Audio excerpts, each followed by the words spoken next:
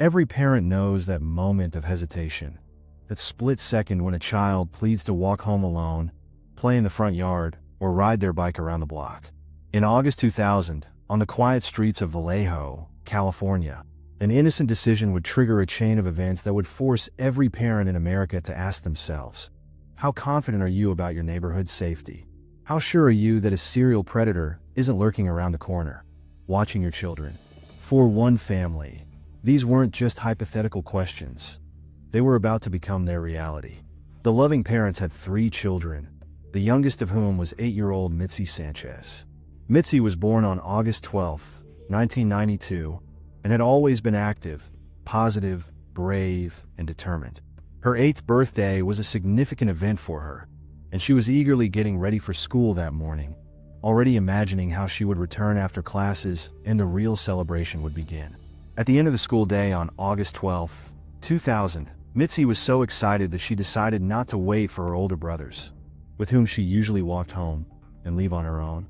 Walking home seemed like a simple task to her, as the school was just a few blocks away from the Sanchez's house, and she knew the route well.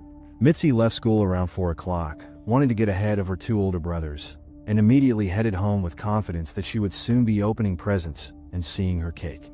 At this time, her family had almost finished preparing for the celebration and were waiting for the children, all believing it would be a bright, festive event, not suspecting what an unpleasant turn of fate awaited Midsi.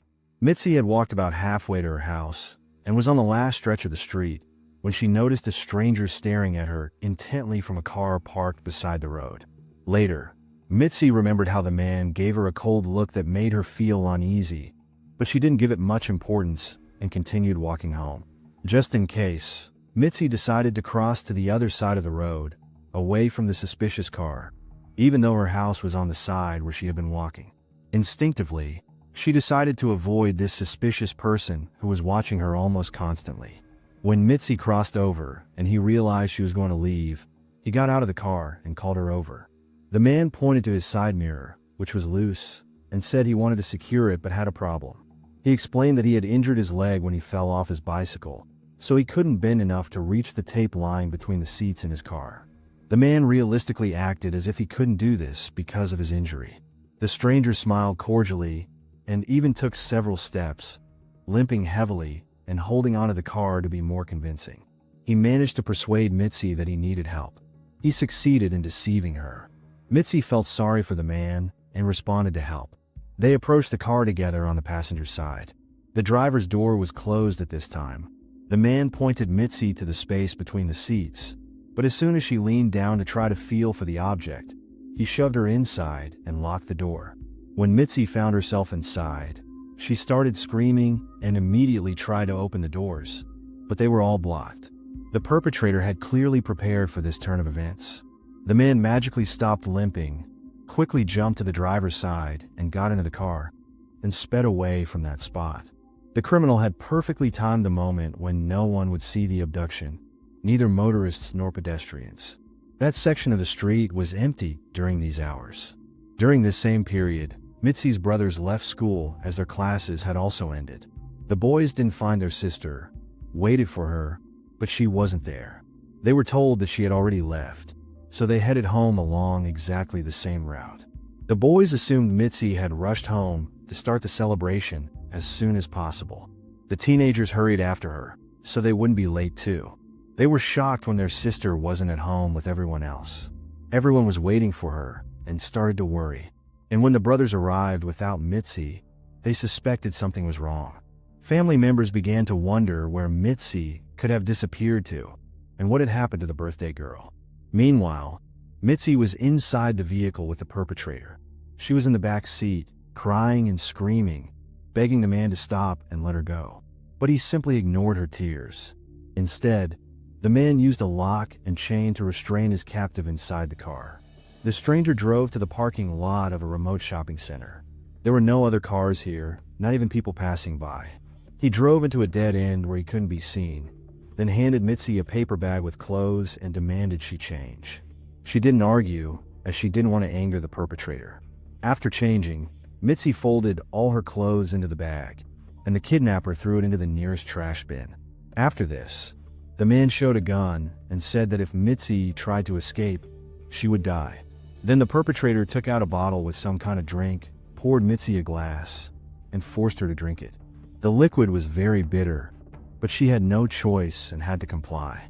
It turned out to be strong alcohol. After some time, the little schoolgirl began feeling dizzy from what she had drunk, but the man forced her to drink another glass, after which she passed out. Apparently, the man did this so his captive would be disoriented and unable to escape. The stranger then headed down the road to an even more remote location. Here there was an abandoned house, and it was completely deserted. The perpetrator took advantage of his victim for the first time. He tied Misty to the door, took lewd pictures, and raped the girl several times. The man left her there, tied up inside the car, and just left. Hours later, Misty woke up in total darkness. Her head was hurting from the strong alcohol that the perpetrator had forced her to drink. Midsi didn't understand where she was, but realized the situation was very serious. Midsi Sanchez wondered for the first time if her relatives were searching for her, and if they even knew what was happening to her. Midsi understood that the chances of finding her in this location were very small. Of course, her loved ones had no idea what had happened to her. By this point, everyone in the Sanchez house was beside themselves with terror. She had been missing for many hours already. No one could understand where Midsi had gone. Her parents called all of her friends, but no one knew where she was. They were able to track Midsi up to leaving school around 4 o'clock, but there was no other information about her after that. No one had walked with her, seen where she went, or spoken with her. Her family called the parents of all of Midsi's classmates, hoping she had gone to someone's house to play and lost track of time, but no one had any idea where she was. After this, the Sanchez family decided to contact the police and report Midsi's disappearance. Law enforcement officers immediately gave great attention to this case, as it involved an 8-year-old child who couldn't have simply run away and could be in danger. But there was another reason why the police showed such active interest. In fact, during the same period, shortly before Midsi's disappearance, 2 similar cases of little girls disappearing had occurred. Given that this was now the 3rd consecutive case, the police were convinced they were dealing with a serial kidnapper, rapist, or even killer. Naturally, they didn't want to immediately frighten the families.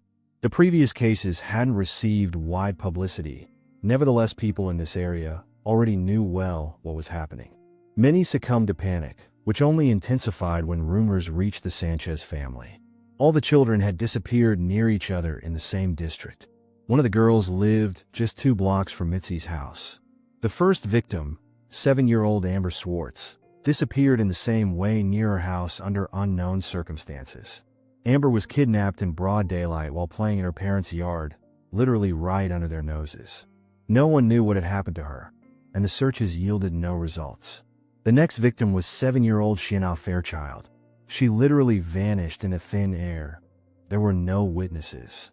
No one saw what happened when she disappeared near her house. The police were racking their brains, understanding that the perpetrator must be using a car to carry out such quick kidnappings and escape unnoticed. Unfortunately, they couldn't even approximately track him. When the investigation into Midsi's disappearance began, it seemed they were dealing with one serial criminal, and his list of crimes could be much more extensive. Shiana and Amber had disappeared with a small interval between them. The last one had disappeared 8 months before these events. Given the time that had passed, they no longer hoped to find the children alive. Only the families of the missing didn't give up. All victims lived in Vallejo. It would have been impossible to constantly contain public anxiety, so the police needed concrete facts. Of course, first and foremost, it was necessary to stop the string of crimes and understand what was happening to the victims. Unfortunately, Midsi Sanchez's case resembled the previous ones, including their worst aspects, such as the complete absence of leads. The only things the police knew were the direction in which he had left the educational institution and the time. Unfortunately, this was a sparsely populated street in the city, and during working hours, a child could indeed pass unnoticed all the way to their house. Detectives examined everything and spoke with any potential witnesses who lived along the street, but no one could provide any useful information. Given the geography of the crimes, the police believed that the kidnapper must also live in Vallejo. This explained why he could remain unnoticed. The serial criminal likely knew these streets well had precise orientation in time and space, which is why he could leave unnoticed. Moreover, his presence on these streets wasn't unusual for those around, so he might not attract attention at all.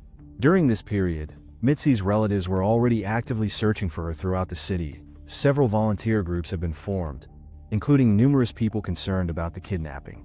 All of them were distributing and posting flyers with photographs and family contact information, and they were acting in the first hours after this work began.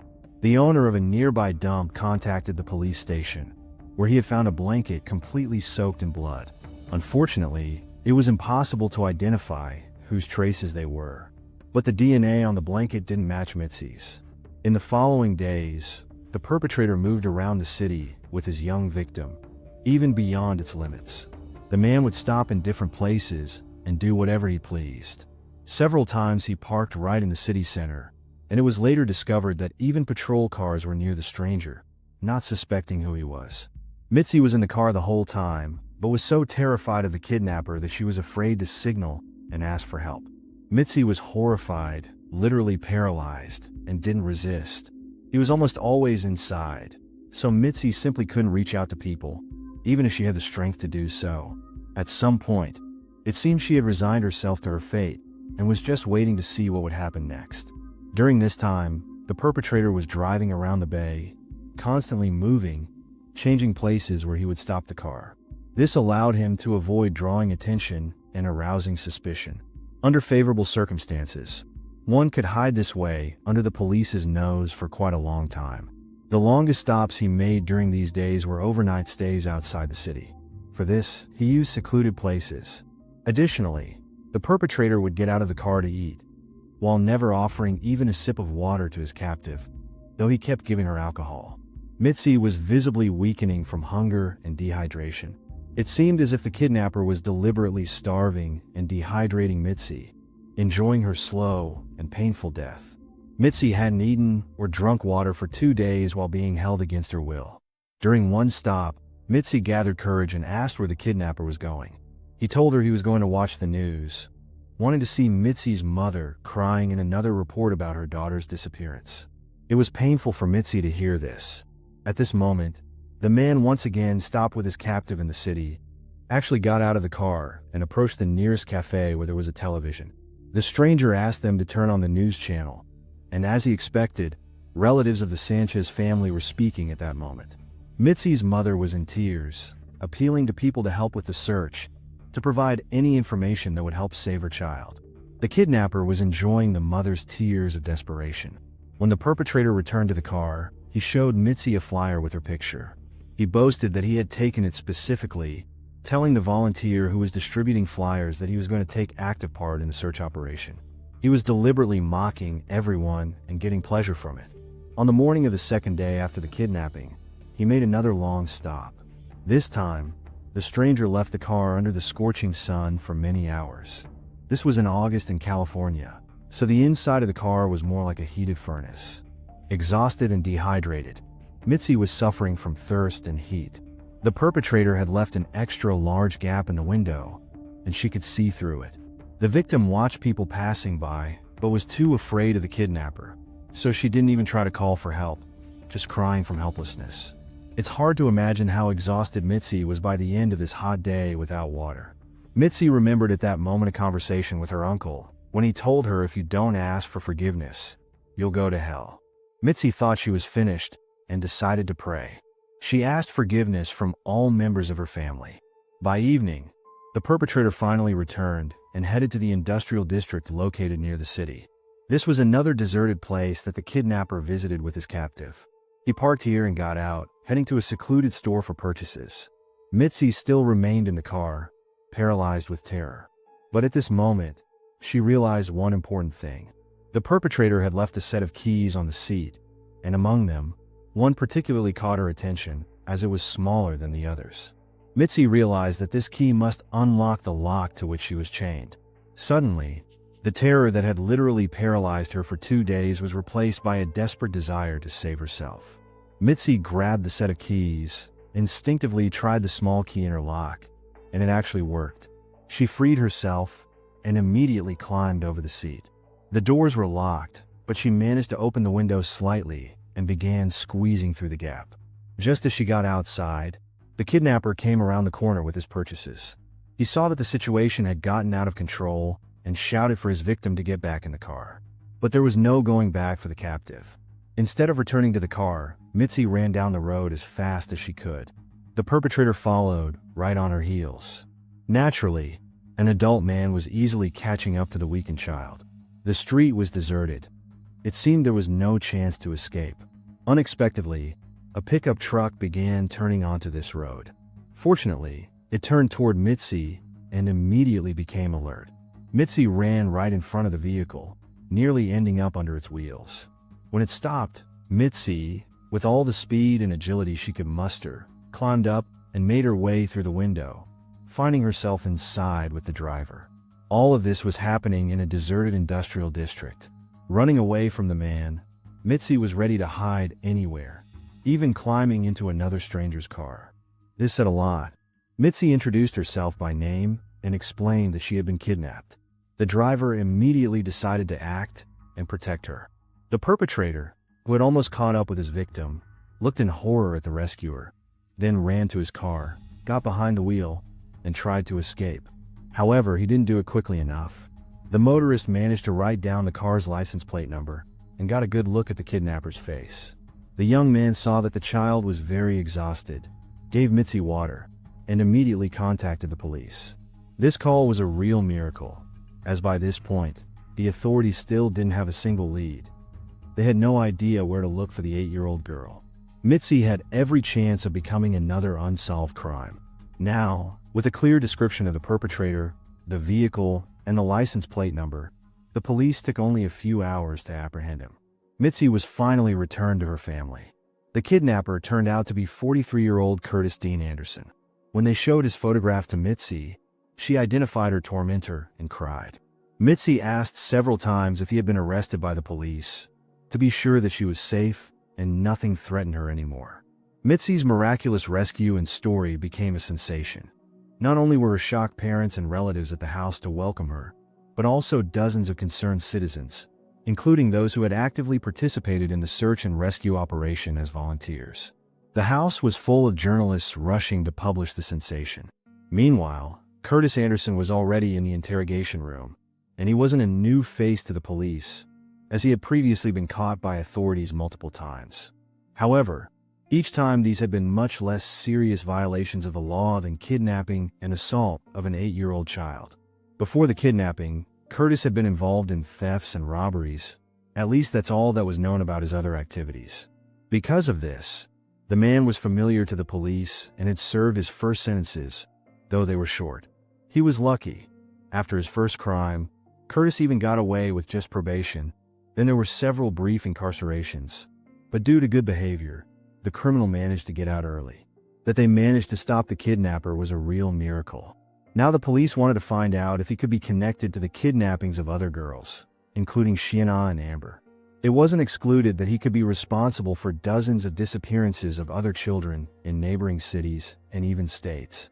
At first, the detainee was reluctant to cooperate with the investigation, but gradually the man made a confession regarding Midsi's kidnapping. They managed to break him. Within 2 days, Curtis confessed that he had indeed kidnapped Shiana, even showed the police on a map where her body was buried. The criminal also confessed to kidnapping Amber, but couldn't show the exact location of her body on the map. According to the detainee, Curtis had killed 13 children. It was never possible to reliably establish who all these victims were, as he didn't name them or the location of their remains. It looked very much like the criminal was just teasing the police and enjoying the confusion he was creating in the process. Curtis didn't provide any details about the other crimes. To this day, it's unclear whether this was truth or the product of a disturbed mind. In January 2001, Shiana's remains were indeed found in the Santa Cruz Mountains. She had been assaulted, was severely emaciated, and presumably died from an overdose of illegal substances that Curtis had been injecting her with and experimenting on her. The perpetrator had recorded the torture and assault of the girl on video. She likely died and was buried. Before kidnapping Midsi, it turned out that the murderer would kill one victim and immediately start looking for a new one. If it hadn't been for the heroic act of Midsi, who managed to escape, he could still have been continuing his bloody march across the states, and the number of victims would have increased. Amber's body was never found. During the trial, Midsi was in the courtroom just a few meters away from her tormentor. She gave a detailed account of the events that had happened to her during more than 2 days of horror. It's hard to imagine how difficult all this was for an 8-year-old child. Her loved ones were filled with pride for Midsi, not suspecting that her struggle was just beginning. At the hearings, she was with her teddy bear, which helped her cope with her fears. The little one answered all questions with a firm and confident voice, detailing her horrifying story. Curtis couldn't be found guilty of murdering Shiana and Amber based solely on his confession, so an investigation was conducted. Witnesses were found who had seen Curtis talking to Shiana at a gas station in Vallejo on the morning of December 9, 1999, when she disappeared. Others stated they had seen Curtis talking to her on the streets several days before the kidnapping. They couldn't hold Curtis accountable for Amber's murder due to the absence of a body and any evidence. Nevertheless, the jury found Curtis Anderson guilty of kidnapping Midsi and murdering Shiana, and he was sentenced to death. Curtis died of kidney failure on death row in 2009. Unfortunately, for the victim of this tragedy who had miraculously escaped a torturous death, the problems were only beginning after the trial. Because of what happened, Midsi became a victim of bullying at school. It all started as simple curiosity, with everyone who felt like it approaching and asking Midsi about the traumatic experience she had endured. Naturally, talking about this to everyone was not easy, but it was impossible to avoid the pressure. It got worse. There were mean children who said they were glad this happened to her, and that she deserved to become a victim of kidnapping. Others said she shouldn't have survived at all. Many children said they enjoyed the attention they received because of what happened. It seemed no one cared about how an 8-year-old child felt after experiencing such horrifying trauma that not every adult could withstand. Her parents tried to support their daughter with all their might, but it wasn't easy under the circumstances. The situation led to severe post-traumatic stress disorder, which was only made worse by the behavior of those around her. Each day at school became hell, and Midsi was forced to see a psychotherapist to somehow cope with the stress. Unfortunately, this didn't help. By age 14, she quit therapy, started having suicidal thoughts, dropped out of school, and began using alcohol and illegal substances to numb her pain. By age 15, she was constantly running away from home, got involved with a bad crowd, and could be absent from home for several days at a time. Then there were rumors that Midsi had become a member of a local gang, which she later admitted to. According to unconfirmed reports, she might have been involved in several robberies. Midsi admitted that fights were a regular occurrence in her life. She became a truly troubled teenager. In 2009, when Midsi turned 16, she was riding in a car with her friend who was drunk. The young man lost control of the vehicle and crashed into another car. He was wearing a seatbelt, which allowed him to avoid serious injuries. However, the passenger wasn't using her seatbelt, and she was thrown through the windshield onto the road at a speed of about 62 miles per hour. The traffic accident was very serious. So serious that Midsi remained in a coma for 2 weeks. She received an enormous number of injuries, including fractures. The doctors had to practically piece her back together. Nevertheless, fate was once again kind to her. Midsi survived, but the most interesting thing happened when doctors discovered she was pregnant. It turned out she was going to have a girl. This became a turning point for Midsi. She decided to get her life in order. Midsi began working on herself, went through detoxification, started going to therapy again, and decided to focus on keeping the baby and giving her a better life. Midsi admitted that she saw a reflection of herself in this little girl who hadn't even been born yet. From that very moment, Midsi understood that she wanted to end her reckless lifestyle and finally deal with all the burdens that had piled up on her. The young mother was determined that nothing like this would ever touch her daughter. Midsi gave birth to a healthy child and truly managed to change her life. Several months after giving birth, Midsi heard that an 8-year-old Latina girl from a large family had disappeared in a neighboring city. The kidnapping victim was very similar to her. For Midsi, this was a big shock, and she couldn't stay on the sidelines. Midsi took a flyer, printed 3,000 copies, and distributed them. Then Midsi contacted the family and helped them cope. Then she even became a volunteer at a foundation organized by the father of a missing 12-year-old girl named Polly Klaus. Midsi began active work in this direction, sincerely believing that she was helping victims and their loved ones and making the world a better place. Gradually, Midsi created her own social program with which she visits various educational institutions. Her main goal was to teach children to recognize potential danger and people who might pose a threat on the street. She conducted all this in the format of presentations, with which she made hundreds of visits to teach children how to properly react to strangers. After several years of volunteer work, Midsi created her own foundation to help kidnapping victims. Midsi became someone who managed to cheat death twice. Now she realizes what a valuable gift fate gave her.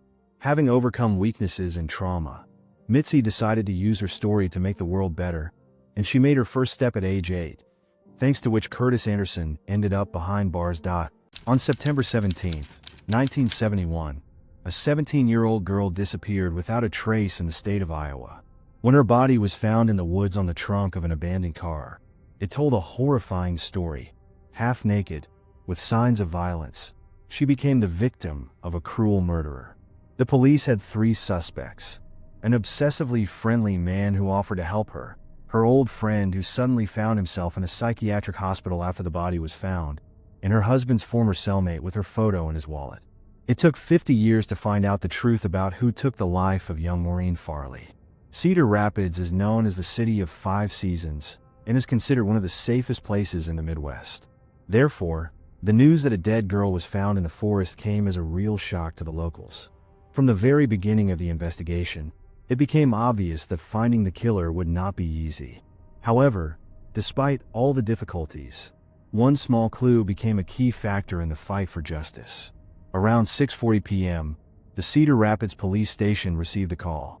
The woman on the line reported that her teenage son, along with a friend, were walking along a forest road and noticed something strange among the trees. They were hunting for squirrels and at some point saw a woman. When the teenagers got closer, they realized that on the back of a wrecked car lay the lifeless body of a girl. She was partially undressed and some time had passed since her death. The teenagers were very frightened and shocked by this terrible find. They did not waste time and ran home for help. A few minutes later, police officer Roland Ecke received information about the terrible discovery over the radio.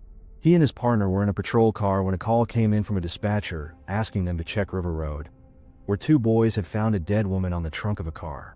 The patrol officers drove about 50 meters deep into the forest, where the body was found.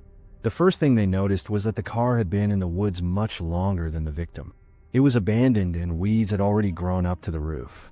Despite the fact that the teenagers accurately described their terrible discovery, the police officers could hardly believe what they saw. The girl's body was lying on the hood of the car. Her skin was colorless, and it was obvious that she had been there for quite a long time. Roland carefully examined the area around the car and along the road, but could not find any traces of people or wheels. Then he called for reinforcement. When the investigators arrived at the scene, they immediately realized that this was a crime scene. Carefully examining the car, they found an important clue that helped shed light on what had happened. In particular, it became obvious that the girl did not end up in this forest of her own free will. She was not wearing shoes or socks, and her feet were absolutely clean. This indicated that someone had brought her here. The police were sure that the victim was already dead when her body was discovered on the car. The condition of the girl's clothing confirmed their assumption about the nature of the crime. She was wearing a sweater, her shirt was pulled up high without a halter top, and her jeans were pulled down below her hips. Her half-off clothing indicated a possible rape.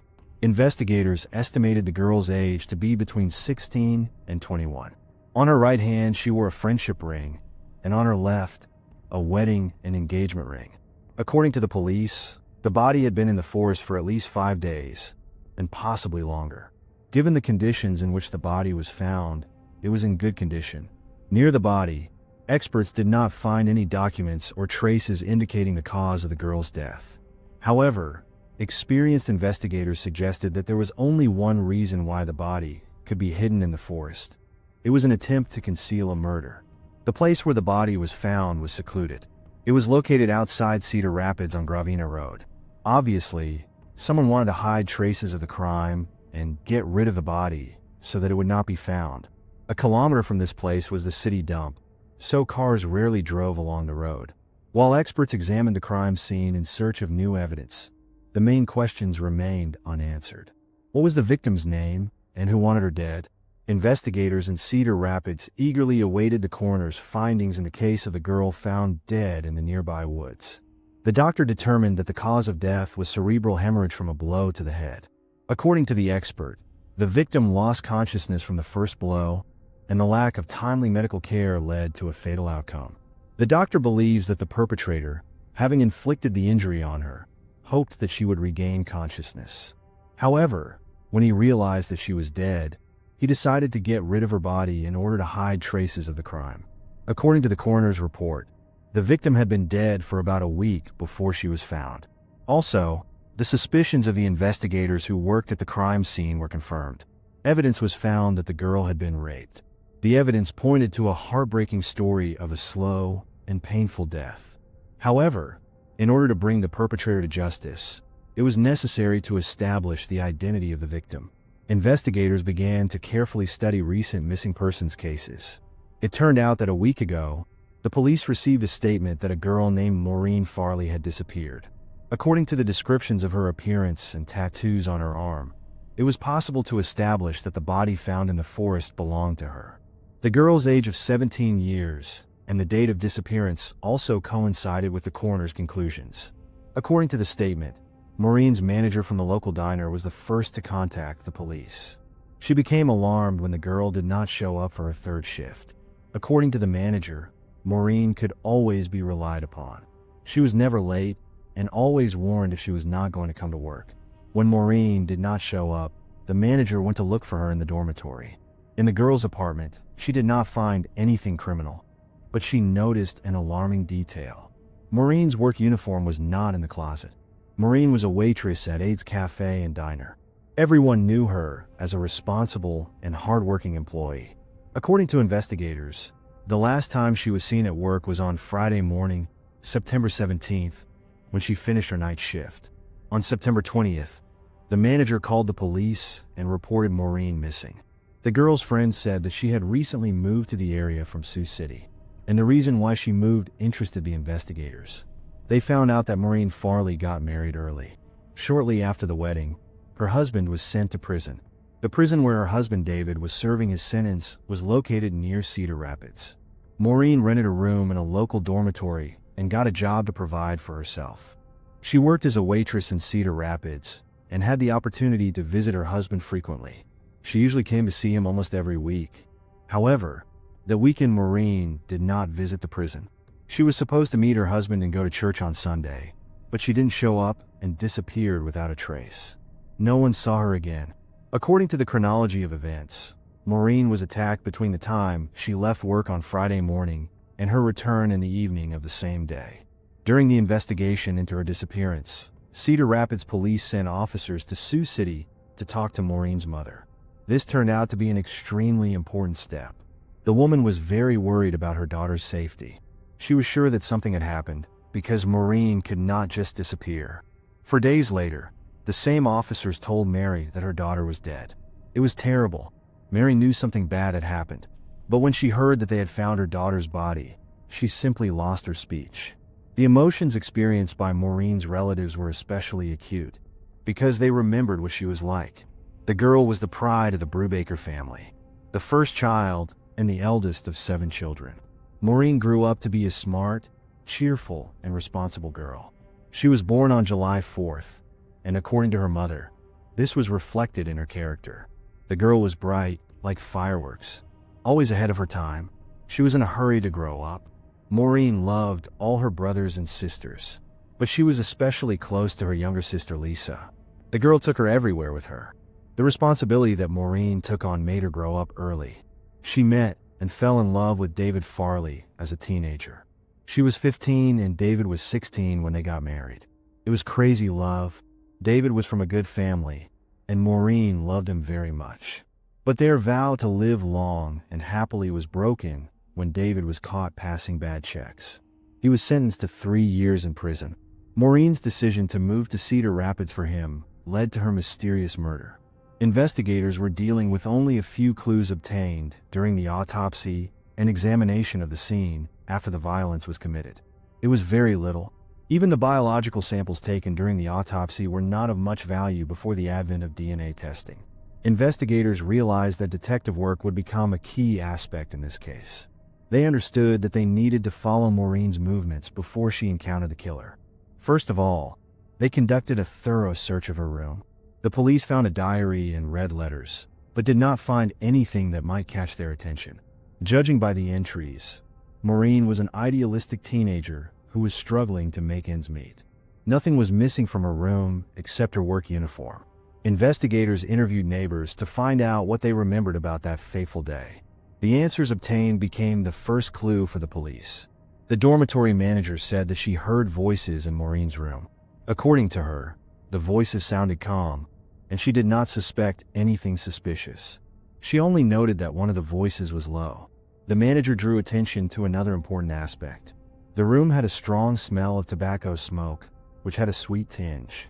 The manager did not see the man, but she remembered the exact time. Afternoon, on September 17th. It was the day of Maureen's disappearance. Then the investigators tried to find witnesses who could have seen Maureen after the manager heard her talking to a man. However, efforts proved futile. No one saw her or came into contact with her. Maureen's family was at a loss. Who could be the smoker, or who could be considered a suspect?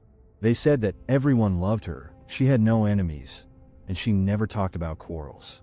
She got along well with people. They were completely unaware of who could have committed her murder. In the end, one of Maureen's colleagues helped advance the investigation, which had come to a standstill. The girl told her about her plans for Friday evening. She had a scheduled meeting with an old friend from Sioux City who promised to take her somewhere, but did not specify where exactly. This man's name was Bobby Moore, and he became the first suspect in the case. The police found out that he had a difficult past, including several arrests. They understood that it was necessary to thoroughly check him out. Maureen's husband, David, asked her not to communicate with Moore. He knew that Bobby had been accused of domestic violence against several women. He warned his wife, "Be careful, he beats women." During the investigation, other important details became known. One of Maureen's girlfriends said that shortly after her disappearance, she saw Bobby Moore in Cedar Rapids. He claimed that he came to town to help search for his friend. The investigators had questions for Bobby Moore, and they were alarmed when they tried to find him. It turned out that on the day Maureen's body was found, Moore voluntarily admitted himself to a psychiatric hospital in Sioux City.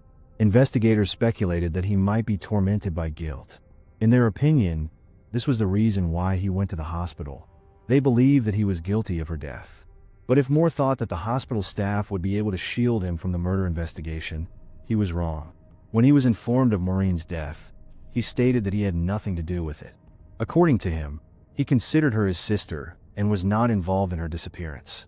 According to his alibi, at that time he was in Sioux City. Moore was expecting a lie detector test. To the surprise of the police, he successfully passed the test. Investigators were unable to find any clear evidence that Bobby Moore was in any way involved in her murder. However, it was not possible to acquit the man either. He remained under suspicion in the murder of Maureen Farley. But soon another person came under the sight of the investigators. During the investigation of Maureen's murder, investigators continued to carefully gather information about all the men that the 17-year-old girl communicated with during the 3 weeks of Cedar Rapids. Soon one name took first place on the list of suspects: Gary Castle. Who was Gary Castle, and how did he end up in the police's field of vision? The fact is that he was David Farley's cellmate. They met Maureen during her visits with her husband. David was still behind bars when Gary was released shortly before Maureen disappeared. While talking to the man, investigators examined his personal belongings and were unpleasantly shocked by what they found. Maureen Farley's photo was in his wallet. Why does a man need her photo, and what is the connection between them? Investigators were looking forward to answers to these questions. They assumed that he became infatuated with her during her visits to her husband in prison and wanted to check this version. They compiled a chronology of Gary's movements from the time of his release from prison until the evening Maureen disappeared. There were serious suspicions that she liked him, and he began to stalk her. In the interrogation room, investigators pressured Gary Castle. When asked about Maureen's murder, he began to deny his involvement. The man said that on September 18th, he was not near Cedar Rapids, and he could prove it. He really managed to provide an alibi and confirm his whereabouts that day. Then the police returned to Maureen's room to find evidence that Gary was there on the morning when the manager heard a man. However, investigators were unable to establish any connection between Gary and Maureen's murder. There were no signs that he was involved in this crime. Although Castle was unable to explain why Maureen's photo was in his wallet, this promising clue did not lead to the case being solved.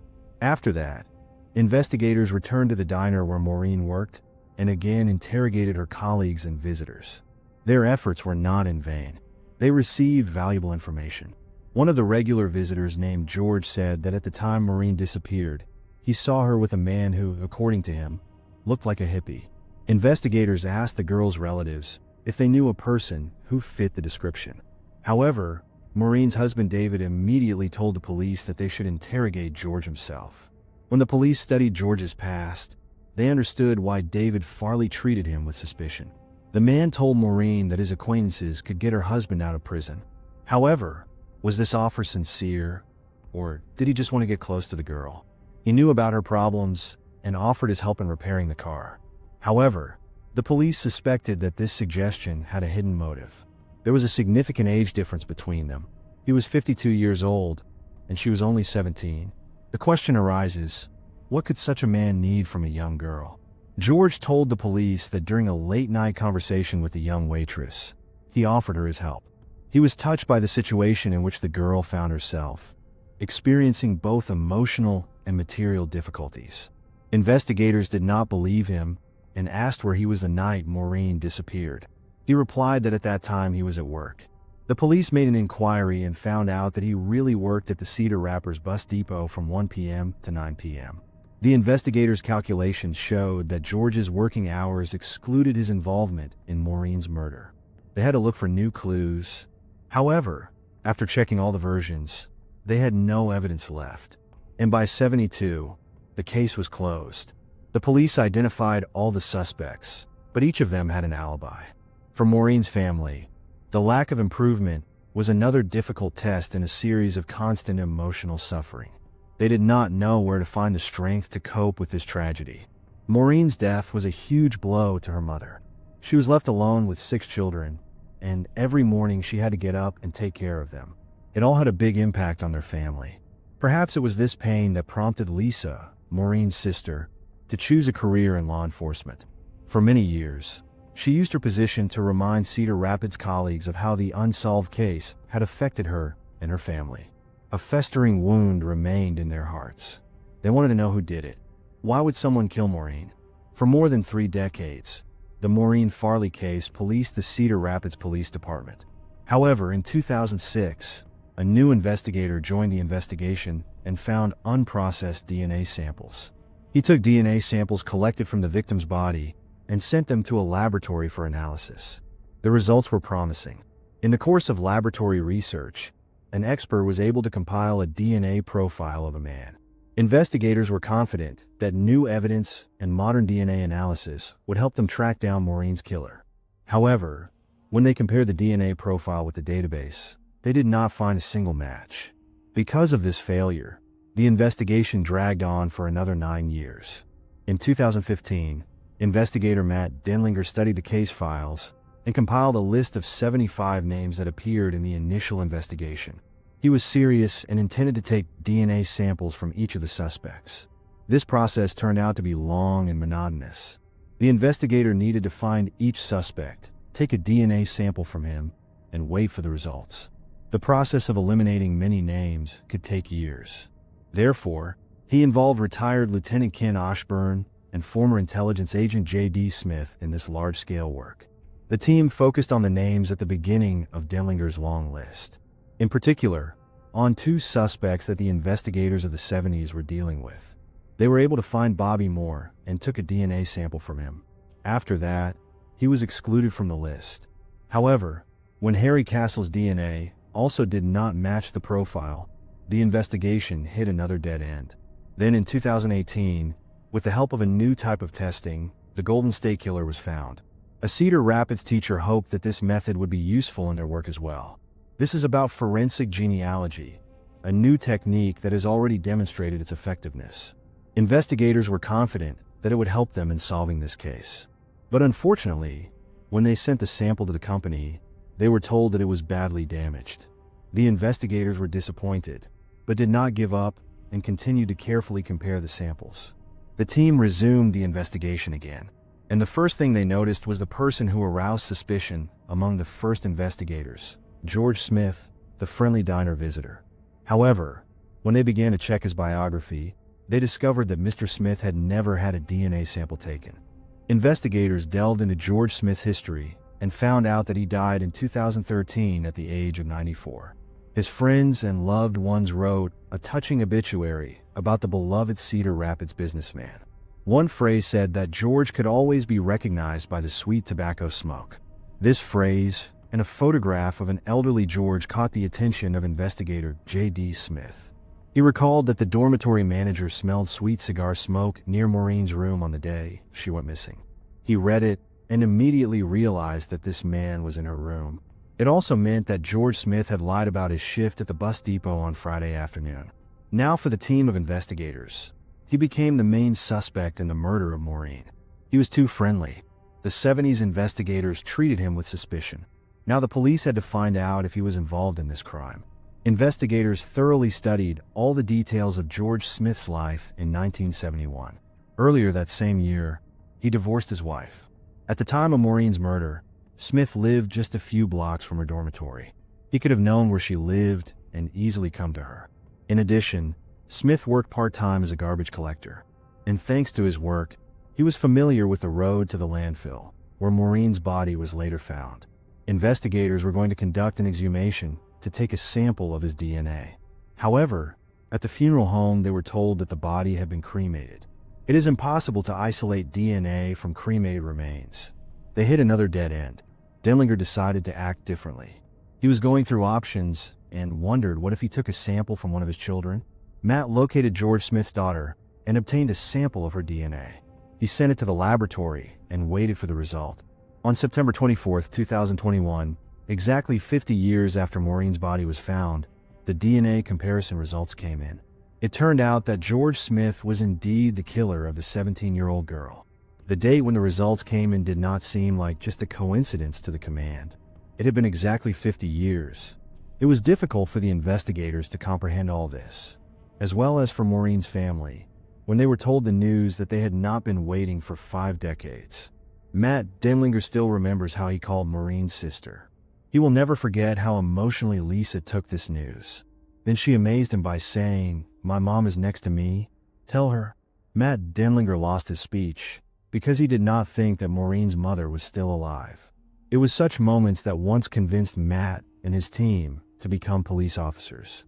He was glad to tell the woman that they had found her daughter's killer, even though 50 years had already passed.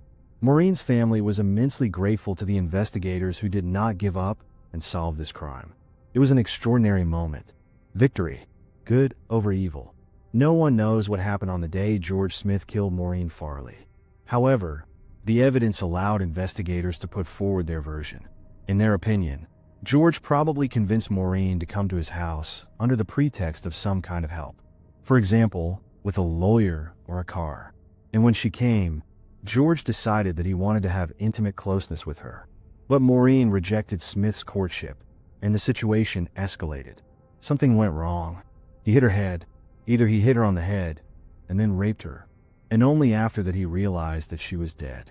Most likely, Smith kept Maureen's body at his home until nightfall.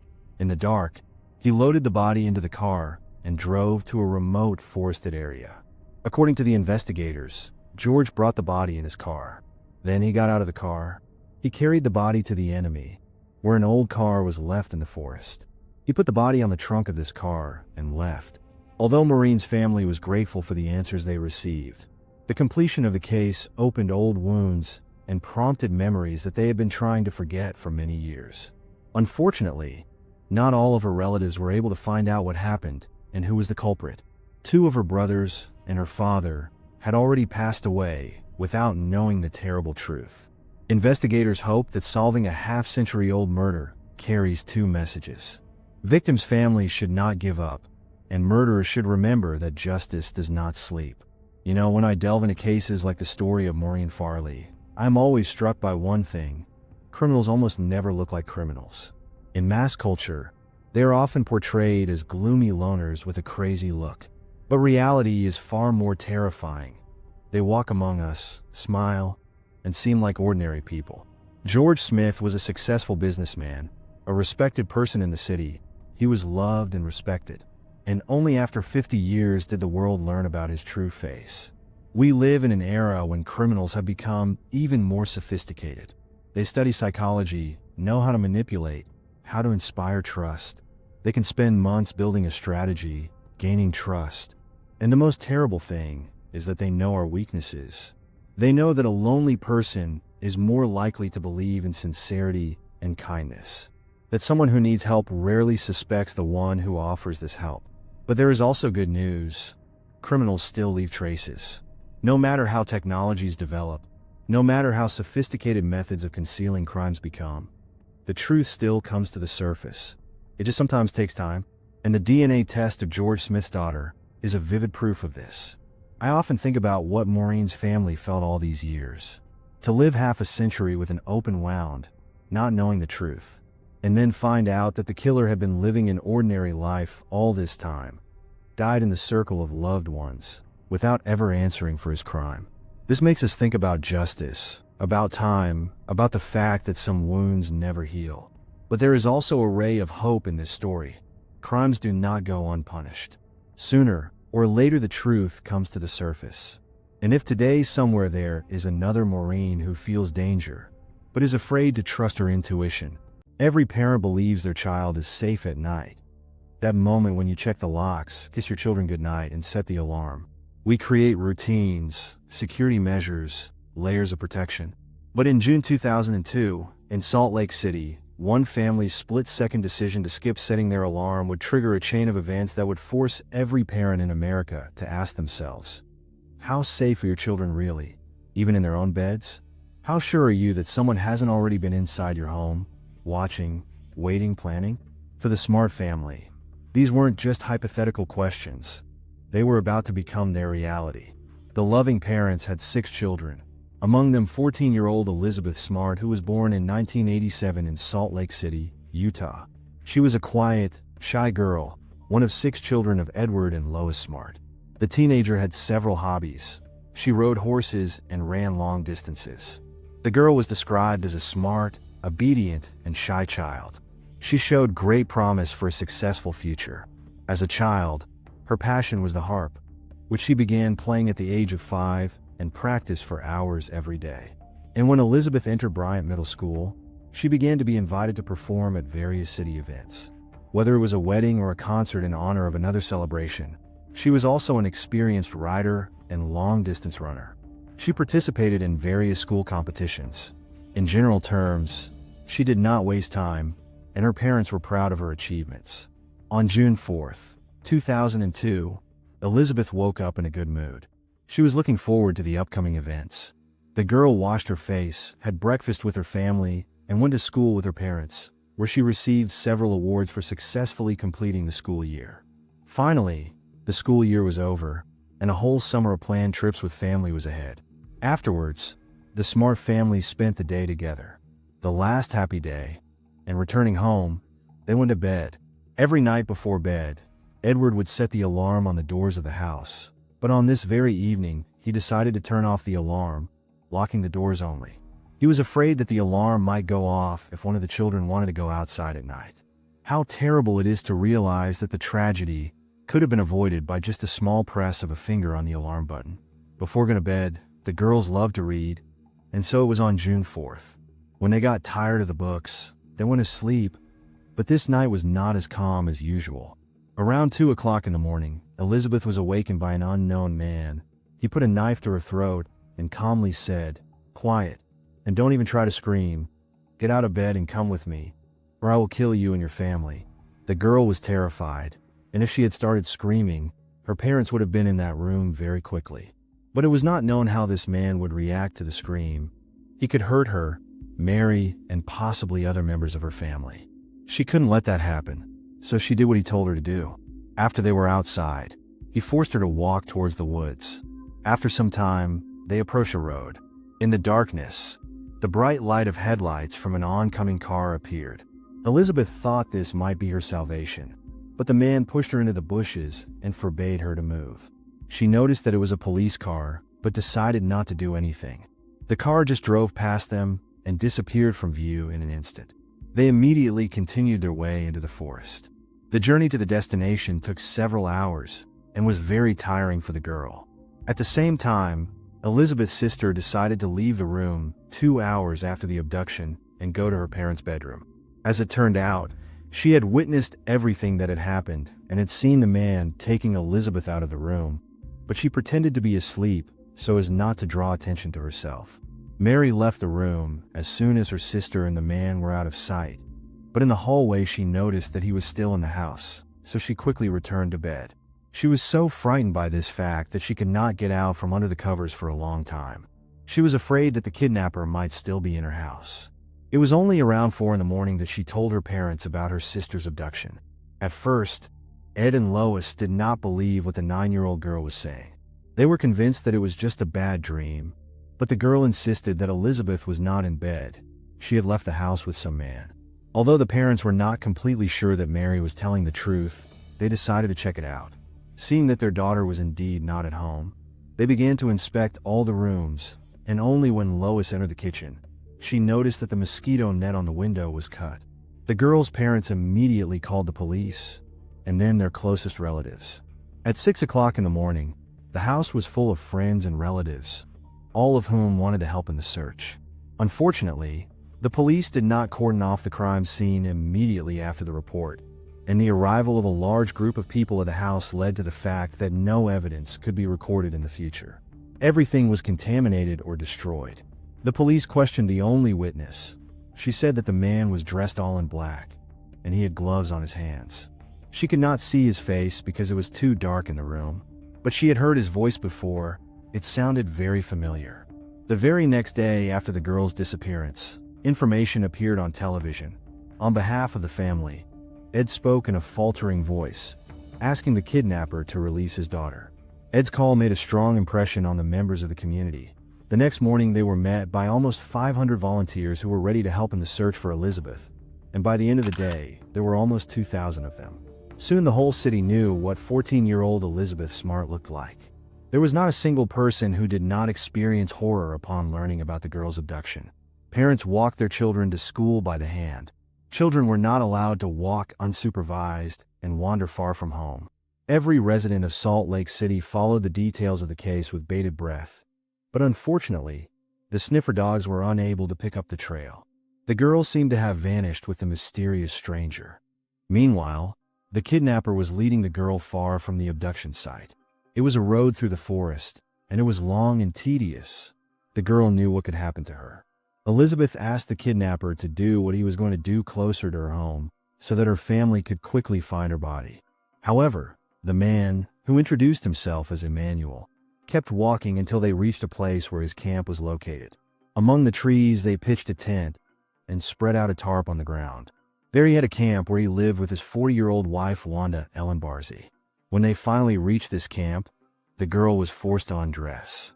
Brian said he was an angel sent to save the earth from the Antichrists. He is God's prophet who hears instructions from on high, and the first instruction was to save the 14-year-old girl by taking her as his wife.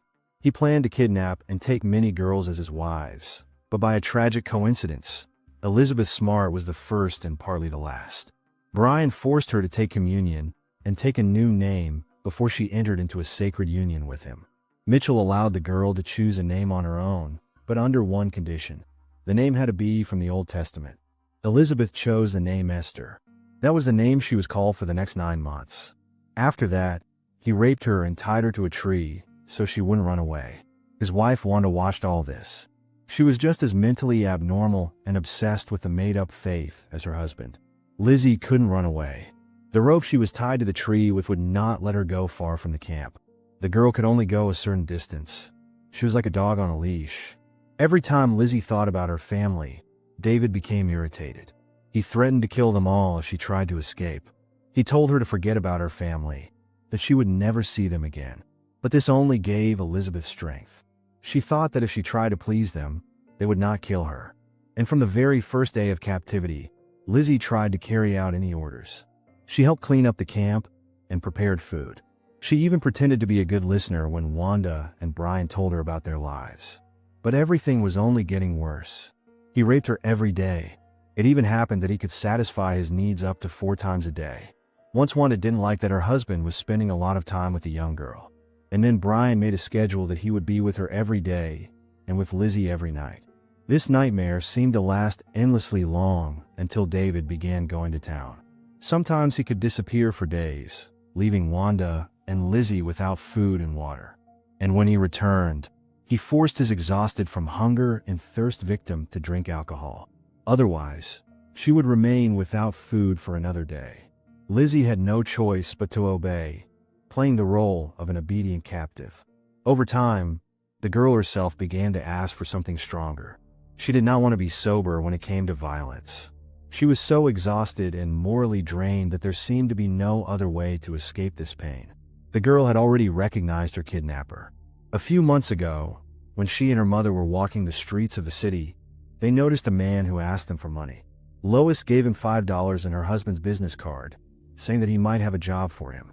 The Smart family lived in a very large house, and they often needed someone who could help with repairs. Sometime later, Emmanuel appeared at their house, helping with work on the roof. It was then that he had the opportunity to meet Elizabeth. Now he looked different. He had a long beard, which he did not have before. She just could not understand why this man was repaying her family's kindness in this way. Soon the kidnappers began to trust her. They took her with them to the city, but in order for Lizzie not to be recognized, she was dressed in a white burqa, her face covered with a veil. And every time they left the camp, Brian intimidated the girl. He reminded her that if she ran away, he knew where her family lived. They went to the store, attended parties, walked the streets. Going to town for the girl was the hope that someone might recognize her and save her. However, this did not happen. At the same time, investigators were still investigating the case. They tried to establish who the kidnapper could be. Noting that Elizabeth's house was being renovated, the police took a closer look at the workers. It turned out that in the months leading up to the girl's abduction, dozens of people had gone through their house. After studying each one, their attention was drawn to Richard Ricci. Until recently, he had been detained for attempting to murder a police officer, but he was soon released on parole. After searching his house, stolen items were found. Some of them belonged to the Smart family.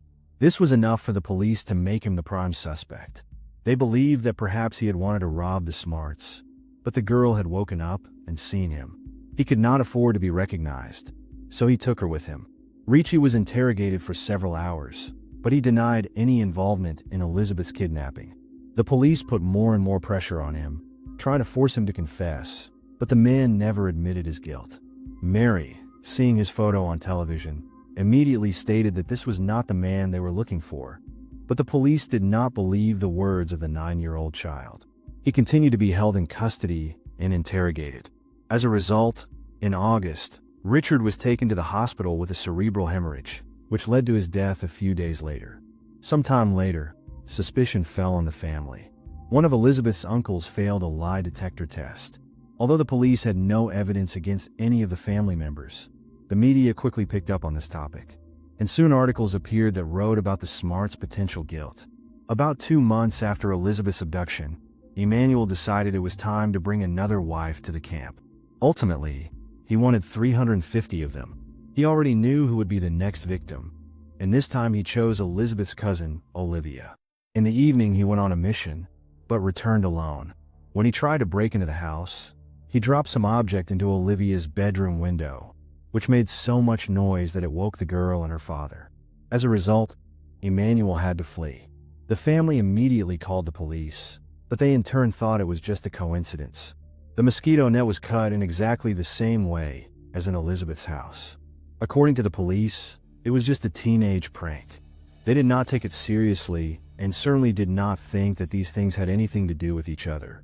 However, the Smart family and their relatives felt less and less safe.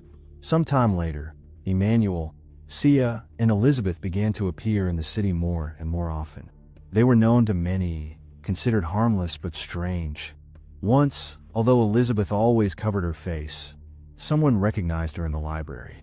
This was reported to the police, and soon one of the police officers arrived at the scene. He directly asked if her name was Elizabeth Smart, but the girl, out of fear, began to deny everything. And Sia was squeezing her hand very tightly all the time, as if reminding her of the consequences. The policeman wanted the girl to show her face, but at that moment Emmanuel joined the discussion, stating that it did not correspond to their religion. The girl covered her face for religious reasons, and she could not open it just because someone wanted her to. The police officer could not force her to show him her face. Elizabeth thought the officer would be more insistent, that he would do something to save her, but he let them go. A breakthrough in the case came 4 months after Elizabeth's disappearance. When her sister Mary Catherine was looking through the Guinness Book of Records, she had a revelation. After months of wondering who the kidnapper's voice could belong to, she realized where she had heard that voice before. She quickly ran to her parents to tell them about this discovery. It was Manuel, the man who had been in their house before. The parents, full of hope for a speedy resolution of the case, immediately reported it to the police. However, the officers were not thrilled with this information. They did not believe that after all this time, the child suddenly remembered who that voice belonged to. They decided not to publicize the information for now, because they knew nothing about this man. Days passed and the police did not react to the Smarts' lead, until finally Ed Lewis and their relatives decided to take matters into their own hands. They compiled a photo portrait of this man and called a press conference where they showed it. It was already February 2003, 8 months after the teenager's disappearance. Soon after the publication of Brian's photos, the police received a call from a woman who recognized her brother Brian Mitchell in him. Brian Mitchell was born in 1953 in Salt Lake City. He grew up in a very religious Mormon family. From quite an early age, the boy began to show interest in the opposite sex. His favorite game was playing doctor, but the parents of the children he played with began to point out the boy's inappropriate behavior during these games. At the age of 16, he was caught in the company of a child, for which he was sent to a correctional institution. 3 years later, Brian married a girl 3 years younger than him. They had 2 children, but the marriage did not last long. The man had quite big problems with alcohol, which made him behave aggressively. After the divorce, Brian became involved with a woman who already had 3 children. After the wedding, 2 more were born, but this marriage also ended in divorce. After that, Brian married Wanda Barzy. She was an elderly divorced woman with 6 children, whom they described as a monster. When they were little, she gave them a rabbit they kept at home for dinner. Brian and Wanda belonged to the Church of Jesus Christ of Latter-day Saints. Sometime later, Brian declared himself a prophet and took the name Emmanuel. He tried to become like Jesus, grew a beard, and began to wear clothes like Jesus. His wife Wanda followed her husband's decisions. She began to wear exactly the same clothes as him and changed her name to Hephzibah. At first they traveled around the United States, but eventually returned to their hometown to preach the word of God. They lived in the woods, and suddenly after some time, Brian heard the voice of God telling him that he should have more wives, only they should be younger women than his wife. Since he could not find anyone willing to marry him, he decided to kidnap a girl. When he was about to break into the Smarts' house, he began to have some doubts. But then Wanda said that if God wants Elizabeth to be his wife, he will help him in this. The investigators already knew the possible name of the kidnapper and his appearance, but they had photographs taken before Brian had a long beard. However, soon Wanda's children realized that the man who had kidnapped Elizabeth could be their mother's husband, and provided the police with many photographs in which Brian had a beard. After Brian's photographs were made public, the police began to receive reports from people who had previously seen him and Wanda in the company of another person, who could be Elizabeth. The search for the man began, but Elizabeth and her kidnappers were no longer in Salt Lake City. In October, they boarded a bus and headed to San Diego, California. The climate there was milder, and it was easier for them to spend the winter in the woods. In that city, Brian was even arrested for breaking into a church, but the state police did not know that he was wanted, and he was quickly released. Elizabeth realized that she needed to do something to get closer to home, where she would most likely be recognized. She decided to use the same weapon as Emmanuel. She told him that God had spoken to her and said that they should return to Salt Lake City. To her surprise, the man agreed, and on March 12, 2003, they boarded a bus to their hometown. Elizabeth always wore a gray wig and sunglasses, thanks to which no one should have recognized her. They got off on the outskirts of the city and headed along the roadside. When a passing woman recognized Brian, she immediately called the emergency services. The police quickly arrived at the scene. They immediately noticed the girl's disguise. When they began to talk to them, Brian introduced himself with fictitious names and said that the woman with him was his wife and daughter. But the police knew that he was exactly the man they were looking for and were not going to give up so quickly. They tried to get confirmation from Elizabeth that she was the kidnapped teenager, but the girl denied everything. Only when they separated her from the kidnappers did she admit that she was the one they were looking for. She had spent 9 months in hell and had finally found salvation. Ed and Lewis were asked to come to the police station as soon as possible in March. No one told him what it was about. He did not know what to expect.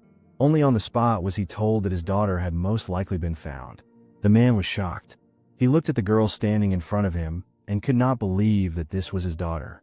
Only when Elizabeth confirmed that it was really her did he hug her, and tears began to flow down his cheeks. Brian and Wanda were arrested, but the trial did not begin immediately, as for a long time they were considered insane and could not participate in the process. Both spent 6 years in a psychiatric hospital. Wanda's trial only began in 2009. The woman immediately confessed to everything, for which she was sentenced to 15 years in prison. In 2010, after numerous examinations by different psychiatrists, it was finally decided that Brian could also stand trial. During almost every court hearing, the man continued to prove with shouts and singing that his mental health was still not in order. However, this was how he behaved only in court. Upon returning to his cell, his behavior was normal. No one had any doubts that he had been faking a mental illness the whole time. In May 2011, he was sentenced to 2 consecutive life terms. Returning home, Elizabeth quickly returned to a normal life, and a few weeks later, together with her parents, she went to the place where she had been held. Her mother made it clear to her that she could not dwell on what had happened, that she could not let those 9 months nullify her entire life.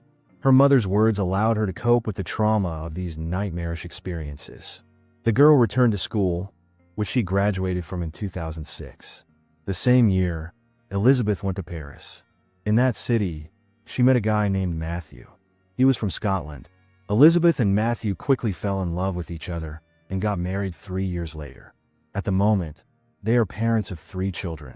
Immediately after returning home, the girl did not tell the public exactly what had happened from the moment of her abduction to the day of her rescue. However, after a few years, she matured to tell her story to people. She knew that it could help others, so she became a motivational speaker. She speaks at conferences dedicated to the kidnapping of minors. She herself did not know how to behave towards the kidnappers and wants her story to help other people who find themselves in the same situation as Elizabeth once was. In 2011, she received an award for women who help others. In addition to the award, she also received $50,000, which she used to create a foundation in her name, the purpose of which is to support affected children and their families. In September 2018, Wanda Barzee was released after 9 years in prison.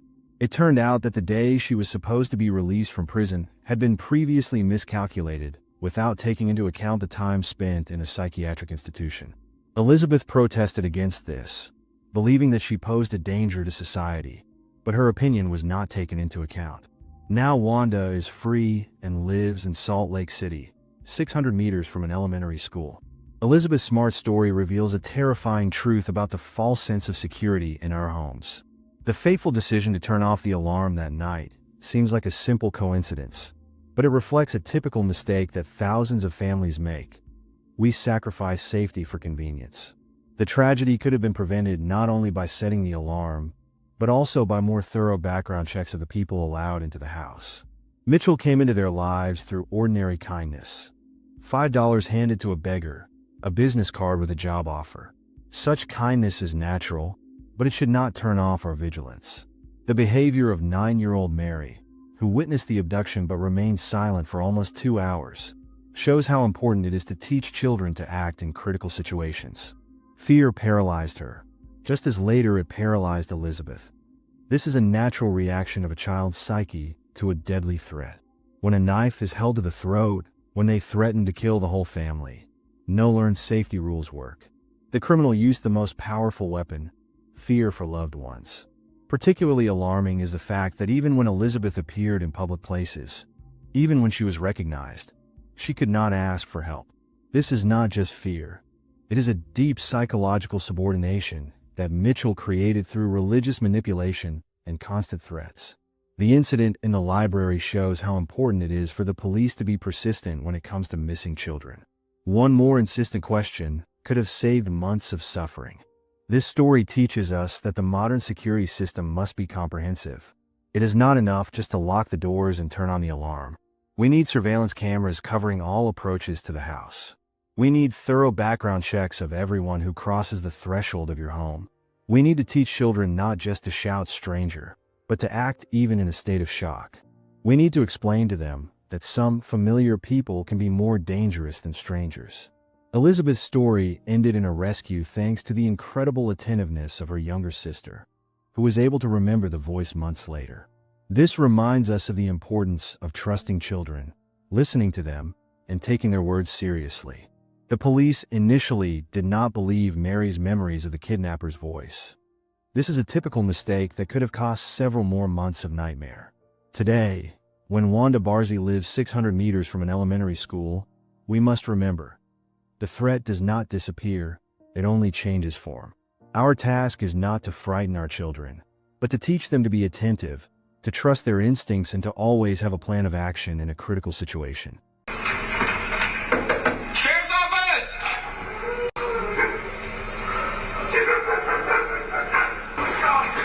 Sheriff's office! Hey, come on, stop. Hey, come here. Hey, where's your wife at, bud? Where's your wife at? She's dead on the floor in that room.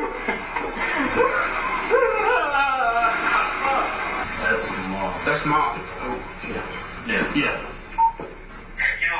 September 20th, 2024. Mississippi State Courthouse. A 13-year-old child prodigy listens to her sentence for one of the most shocking crimes in the state's history. What happened in this seemingly well-off family will make you look at your children differently. And I simply must tell you this story, because no one, not teachers, parents, or psychologists, could see how the brilliant mind of a 13-year-old child turned into a tool for brutal murder. Farley Gregg was born in 2009 in a small town called Flowood, located in the state of Mississippi, USA. Her parents were Ashley and Kevin Gregg. Farley spent almost her entire childhood with her mother Ashley, because her father was almost never around. Rumor had it that the girl's biological father was not the best father on earth. At times, he abused alcohol and prohibited substances, and subjected Ashley to various acts of physical aggression. In connection with this, the woman even sought help from the police, and later broke up with the man altogether. But let's get back to Farley. She was a very smart and clever child, and even skipped a grade in her school. When Farley was only 13 years old, she took a rather difficult exam called the ACT, which most students in the USA take shortly before entering the country's higher educational institutions.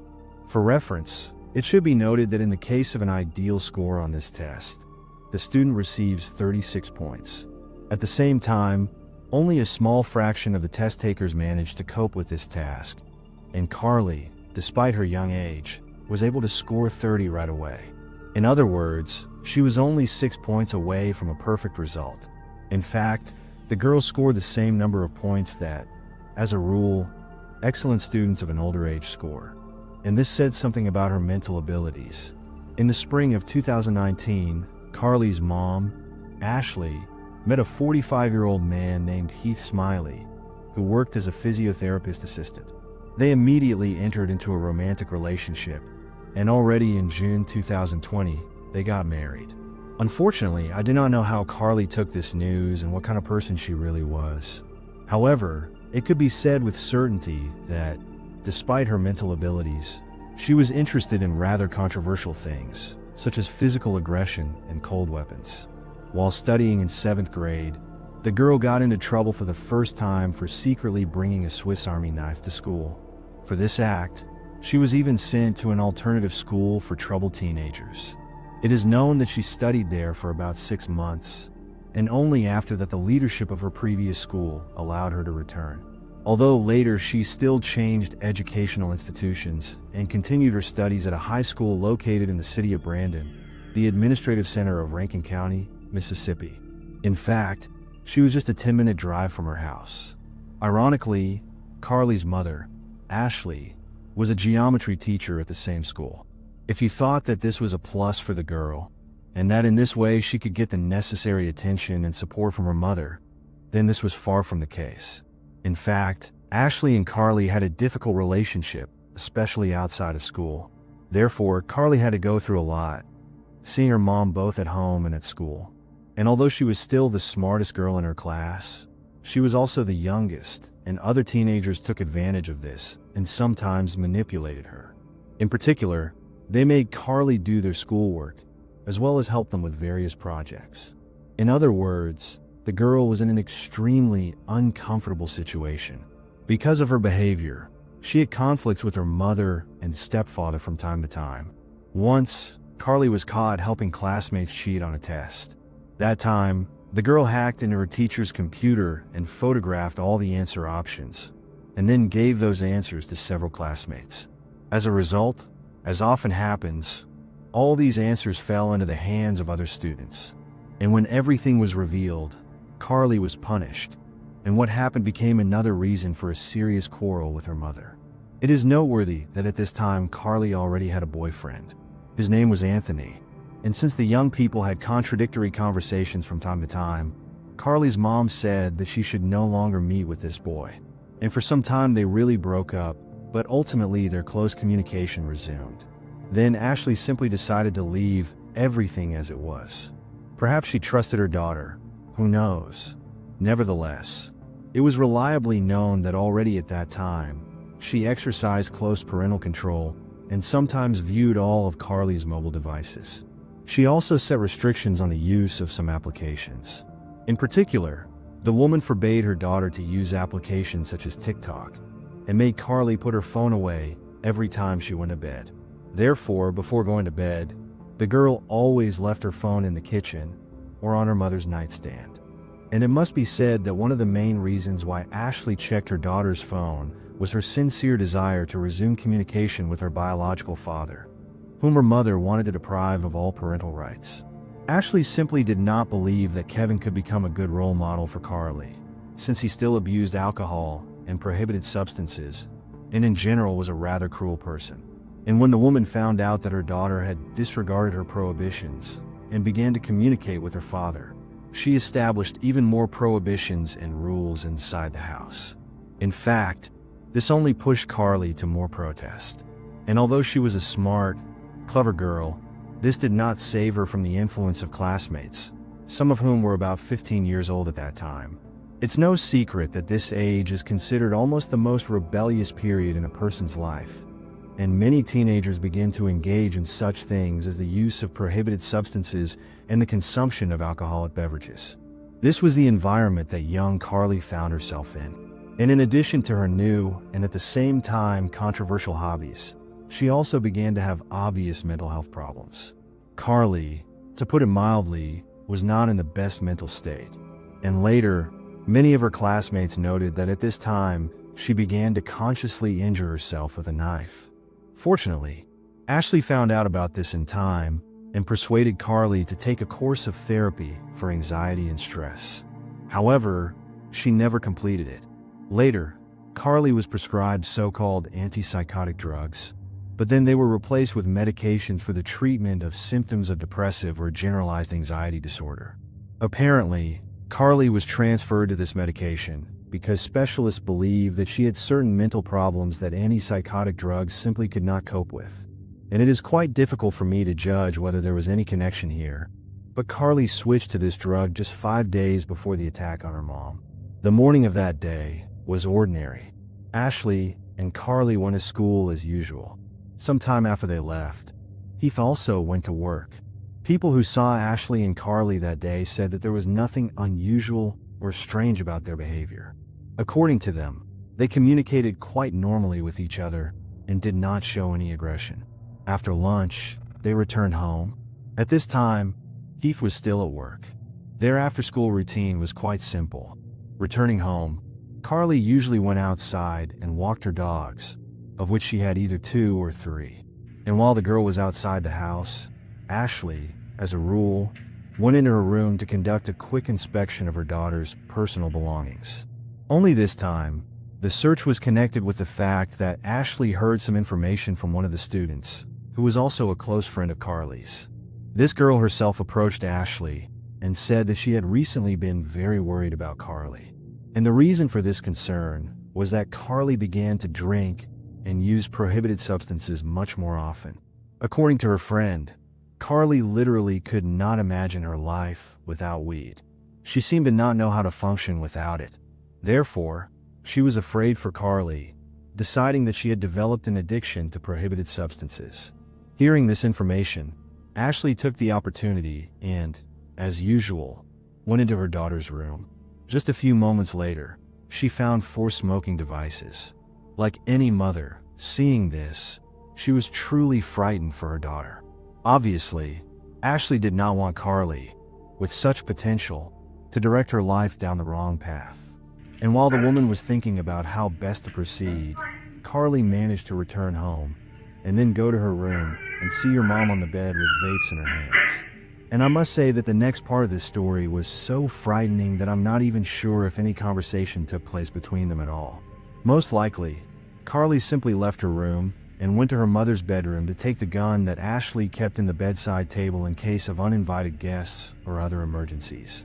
And when the girl returned to her room, she shot her mother in the face 3 times.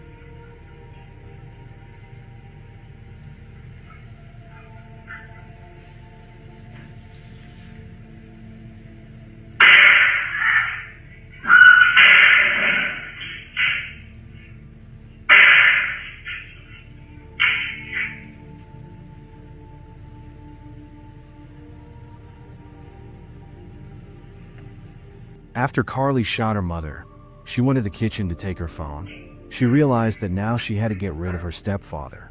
Therefore, Carly sent him a message from Ashley's phone and asked when he was planning to return home. Having received an answer, the girl took out her phone and began to correspond with friends, talking about how she was going crazy because of an emergency that happened right at her home. Given the fact that most of Carly's friends were still teenagers, they simply did not have the opportunity to get into a car and get to her. Therefore, they just began to ask her various questions about what really happened. However, Carly answered rather sparingly. According to some reports, during the correspondence, one of the girl's friends even advised her to contact the police, but she only replied that she would not do that. In fact, only one of Carly's friends eventually made it to her. And since at that time, she had not yet reached her majority, I will not name her real name. So, when Carly called this girl and said that she needed help, she immediately went to her father and asked to drive her to her friend's house. Entering inside, the girl saw Carly, who was standing in the middle of the living room playing with her dogs. Seeing such a picture, she even got a little confused, since what was happening did not look like any emergency. And it was like that right up until Carly said, and I quote, "You're not afraid of corpses." After that, the girl took her friend to her room and showed her the corpse of her mother, which still lay on the floor. She even showed her the gun, mentioning that there were originally 6 cartridges in it. Moreover, Carly stated that she had saved the 3 remaining bullets for her stepfather, who, according to her, could return home at any second. Then Carly told her friend that she could go out into the backyard and sit there for a while she would deal with Heath. In the end, the girl followed her advice and went outside. Subsequently, many of those who were involved in the investigation of this case wondered why everything happened this way and why she did not try to escape. In my opinion, the main reason for such behavior was that this girl was the same age as Carly, and, seeing the body of a dead woman and her friend with a weapon in her hands, she simply decided that it would be safer for her if she would only do what she was told. From the testimony of the girl herself, it followed that sometime after she went outside, the sounds of gunshots thundered inside the house. Although it would be more accurate to say that at first only one shot was heard, which was accompanied by the screams of a man, and then two more. A moment later, the sounds of a struggle followed. Then Carly ran out into the backyard and told her friend to run. As a result, the girls jumped over the fence and ran away. It is known that at this moment they separated, and Carly's friend returned home, trying to run as far away from this place as possible. It is difficult to say what exactly was happening inside the house. According to Heath, Carly's stepfather, he barely had time to open the door when a gun was at his face. Fortunately, the first bullet only barely grazed his shoulder, and while he was fighting for his life and trying to wrench the gun out of Carly's hands, several more shots rang out. However, none of these bullets hit Heath, and when the girl discovered that she had run out of cartridges, she simply released the weapon from her hands and rushed to run. According to Heath, at the moment of the attack, Carly looked as if she had seen a demon. And importantly, the man did not even immediately understand what had actually happened. He suggested that a robber could have entered the house, and allegedly that's why the girl grabbed the gun.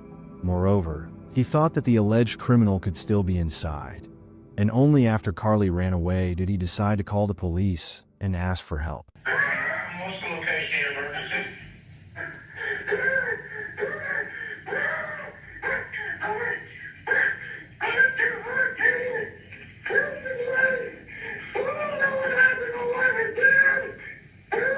What daughter tried to shoot me? Your daughter tried to shoot you? Yeah. She ran out of there shooting at me. Where is she at? She ran away. How old is she? 14. 14? When the first police officers arrived at the scene, the man was lying in the living room, in real horror from what he saw. He only tried to explain to the police what Carly looked like and in what direction she could have run. After a short conversation, Heath was taken to the hospital. He lay on the floor in Carly's room with a towel on his face. "What are you saying?" Ashley with Mom. Meanwhile, the police officers who continued to inspect the house discovered one of the surveillance cameras that was installed in the garage. It turned out that it captured the moment during which the girl attacked her stepfather. Soon after that, Carly was found. She was just walking along the side of the road, about 2 miles from her house. During the interrogation, it became clear to the police that Carly and her mother had quite a lot of problems. The girl's school friends said that she had repeatedly talked about her intention to commit murder. According to them, she never hid her sincere hatred for her mother and stepfather. Carly believed that Ashley only complicated her life and deprived her of freedom. Carly's friend, who came to her house that day and saw the body of her mother, also went to the police station to tell her version of events. In addition, the police officers interviewed the girl's biological father, and he stated that the main reason for such an act was that Carly's stepfather regularly inclined her to intimacy. However, he had no evidence to support his speculation. Sometime after her arrest, Carly said that she had begun to hear some voices. Allegedly, recently she began to have obsessive thoughts of an extremely controversial nature. Around the same time, the girl's lawyers tried to declare her insane. Only they were never able to confirm this hypothesis and provide at least some expert opinions. Throughout the entire trial, they simply insisted on her innocence. However, representatives of the prosecution demonstrated all possible evidence indicating that Carly had indeed committed these crimes. Heath, who was also present in the courtroom, spoke about how he found the body of his wife. According to him, he ran up to Ashley to check her pulse, and then removed the towel from her face and realized that she was dead. One of Carly's close friends also appeared in the courtroom to give her testimony. This was the same girl who approached Ashley and told her about her concern for Carly's behavior. In her opinion, she was not going through the best of times. It seemed to her that Carly had chosen the wrong path. However, every time she tried to talk to her about it, it all ended in a major quarrel. Therefore, she decided to turn to her mother, considering that this was the right decision. In the end, taking into account all the evidence, testimony, as well as records from a number of video cameras, the jury made a decision and sentenced Gregg to life imprisonment without the possibility of parole. Ms. Gregg, please rise and come to the podium, along with your attorneys.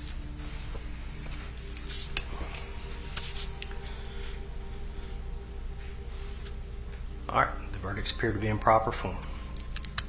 Verdict of the jury is count 1. We, the jury, find the defendant, Carly Madison Gregg, guilty of first-degree murder as charged in the indictment. Count 2. We, the jury, find the defendant, Carly Madison Gregg, guilty of attempted murder as charged in the indictment. Count 3. We, the jury, find the defendant, Carly Madison Gregg, guilty of tampering with evidence as charged in the indictment. Proof of the court, in fact, Carly Madison Gregg was sentenced to life imprisonment for murder and attempted murder, as well as another 10 years for falsification of evidence. Her lawyers tried to get a life sentence with the possibility of parole, but this attempt never met with success. The story of Gregg is not just a criminal chronicle. It is a tragedy that forces us to rethink our understanding of the child's psyche. A brilliant mind, high grades, and academic achievements can hide deep psychological problems that we often do not notice or do not want to notice. The first warning signs were obvious: a fascination with cold weapons, an incident at school, self-harm, alcohol, and drugs. But the system for working with troubled teenagers failed, sending her to an alternative school, changing antipsychotic drugs, unfinished therapy. All these are only temporary measures that did not solve Carly's underlying problems. Parental control, prohibitions, and restrictions that Ashley applied only exacerbated the situation. Instead of building a trusting relationship with her daughter, the mother created an atmosphere of total control, which only intensified the teenager's protest and aggression. Checking the phone, banning communication with the father, constant supervision. All this did not protect Ashley, but on the contrary, provoked the tragedy. An especially alarming signal was that Carly's friend came to Ashley with concern about her daughter. When teenagers themselves express anxiety for their peer, this is a serious reason not just to punish the child, but to turn to professional psychologists and psychiatrists. Unfortunately, the last inspection of her daughter's room became fatal for Ashley. What could have been done differently? Firstly, it was impossible to keep weapons in a house where a mentally unstable teenager lives. Secondly, it was necessary to complete the course of therapy and not change medications without careful monitoring of the child's reaction. Thirdly, it was worth establishing healthy communication between mother and daughter instead of a system of prohibitions and punishments. Today, Gregg will serve a life sentence. But this story is not about punishment. It is about warning, about how important it is to see behind the excellent grades the real child with their problems and fears. Have you ever let your child go to the store alone? Or allowed them to play in the yard without supervision? Of course, because it's safe. There are plenty of people around, everyone knows each other. Besides, children should be independent, right? This story began on an ordinary August day in a tourist town. 8-year-old Graziella, as always, was helping her family in their trading stall near the famous castle. All the locals knew the girl. She was friendly, smiling, responsible. No one could have imagined that an ordinary request to fetch water from the fountain 5 minutes away would forever change the life of an entire town. Sometimes the most terrible things are not hiding in dark alleys. Sometimes they are waiting where we feel completely safe. These events unfolded in the city of Andria, in Italy. It is a town rich in historical heritage, with a population of about 100,000 people. It is quite well known among tourists and attracts a large flow of visitors daily. For many local residents, this allowed them to form a tourism business, the main part of the income of which came from guests from other cities and countries. The center of attraction for tourists in the town was the Castel del Monte, near which the Mansi family lived. The mother and father had an 8-year-old daughter named Graziella. She was their only child and became a long-awaited addition to the family. They were among those businessmen focused on tourists. The Mansi family had owned their own trading stall for about 10 years, where they sold nuts and dried fruits right on the street. They occupied a very advantageous spot on the way to the main gate of the castle. The business brought in a decent income. Despite being only 8 years old, Graziella often worked here and helped her parents. From childhood, she was focused on the family business, which greatly pleased her relatives. The adults worked on one of the important tourist arteries, where there was a constant flow of customers that they did not always have time to handle. The child's help was very welcome, and the girl loved feeling like part of the common cause. She was friendly and active, memorable to many who came to shop. August 19th, 2000 was a typical Saturday, with maximum tourist traffic. Working on weekends was a common thing for the Mansi family. At such times, Graziella's grandfather often stood behind the counter. The girl willingly came with him and carried out small errands. Usually there was a whole stream of people going to the castle, so her grandfather could not leave the stall. Around 7 o'clock in the evening, he asked his granddaughter to help once again. The elderly man was tired by evening and wanted to send his granddaughter to the fountain to fill a small bottle with water. Graziella gladly agreed and set off towards the fountain. It took 5 minutes to walk to get to the place. However, Graziella was delayed, and her grandfather immediately began to worry. He did not want to leave the stall unattended, calming himself with the thought that his granddaughter could have simply met someone she knew. So she got chatting and was delayed on the way back.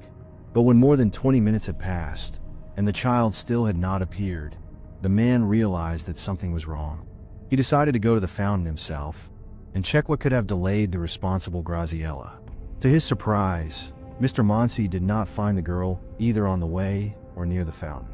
The man inspected all the nearest streets, even walked through them, but still could not find the child. All this seemed suspicious. The grandfather returned to the stall in the hope that Graziella had already returned there by another route.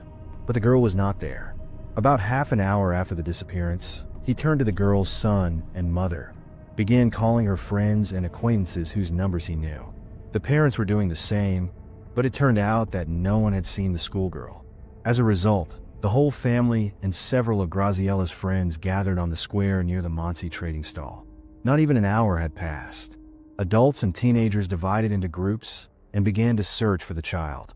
Passers-by and even some tourists noticed the commotion. Several people voluntarily joined this search operation. Relatives prepared and took a photo of Graziella from home to show people. Some actually reported seeing a girl matching the description that day and evening. However, no one had any idea where she had gone or what had happened to her. It was a quiet, peaceful area where nothing usually happens. It was hard to imagine that someone could attack a girl in such a busy place. After a couple of hours of fruitless searching, the Mansi family went to the local police station. Relatives reported the child's disappearance. The police took up the case with enthusiasm. Thus, the Carabinieri joined the search for the missing girl. Several hours after the disappearance, a witness approached a police officer who was walking with one of the detachments through the streets. According to him, he heard an alarming child scream coming from a wooded area away from the Castel del Monte. Two policemen reached towards this plantation and saw plumes of smoke rising from about its center.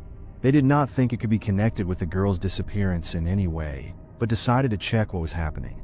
They had to find out what kind of fire had occurred and call the firefighters. However, when the law enforcement officers approached, and there were only about 10 meters left to the fire, they felt a specific smell of burning flesh. The fire itself did not look like an ordinary bonfire. Coming closer, the Carabinieri realized that dry leaves were thrown into the fire, and under them was something resembling a human body. The most terrible thing was that in size the body belonged to a child, and the clothes exactly matched the description of the missing schoolgirl's dress. The police were practically certain that they had found the body of the missing Graziella. The flames engulfed the girl's entire body. She was already burning out when they found her, and she was dead. The forest was immediately searched. Several fragments of the girl's clothing and a lighter were found, with which the fire was probably started, but nothing else that could point to the criminals. It was necessary to examine everything more closely. Besides, the authorities hoped to obtain footage from the surveillance cameras, of which there were several in the area of the castle. The medical examiner confirmed the detectives' guesses. The deceased was Graziella Mansi. According to the results of the autopsy, the specialist was still unable to give exhaustive answers to the questions of the investigation and the girl's relatives.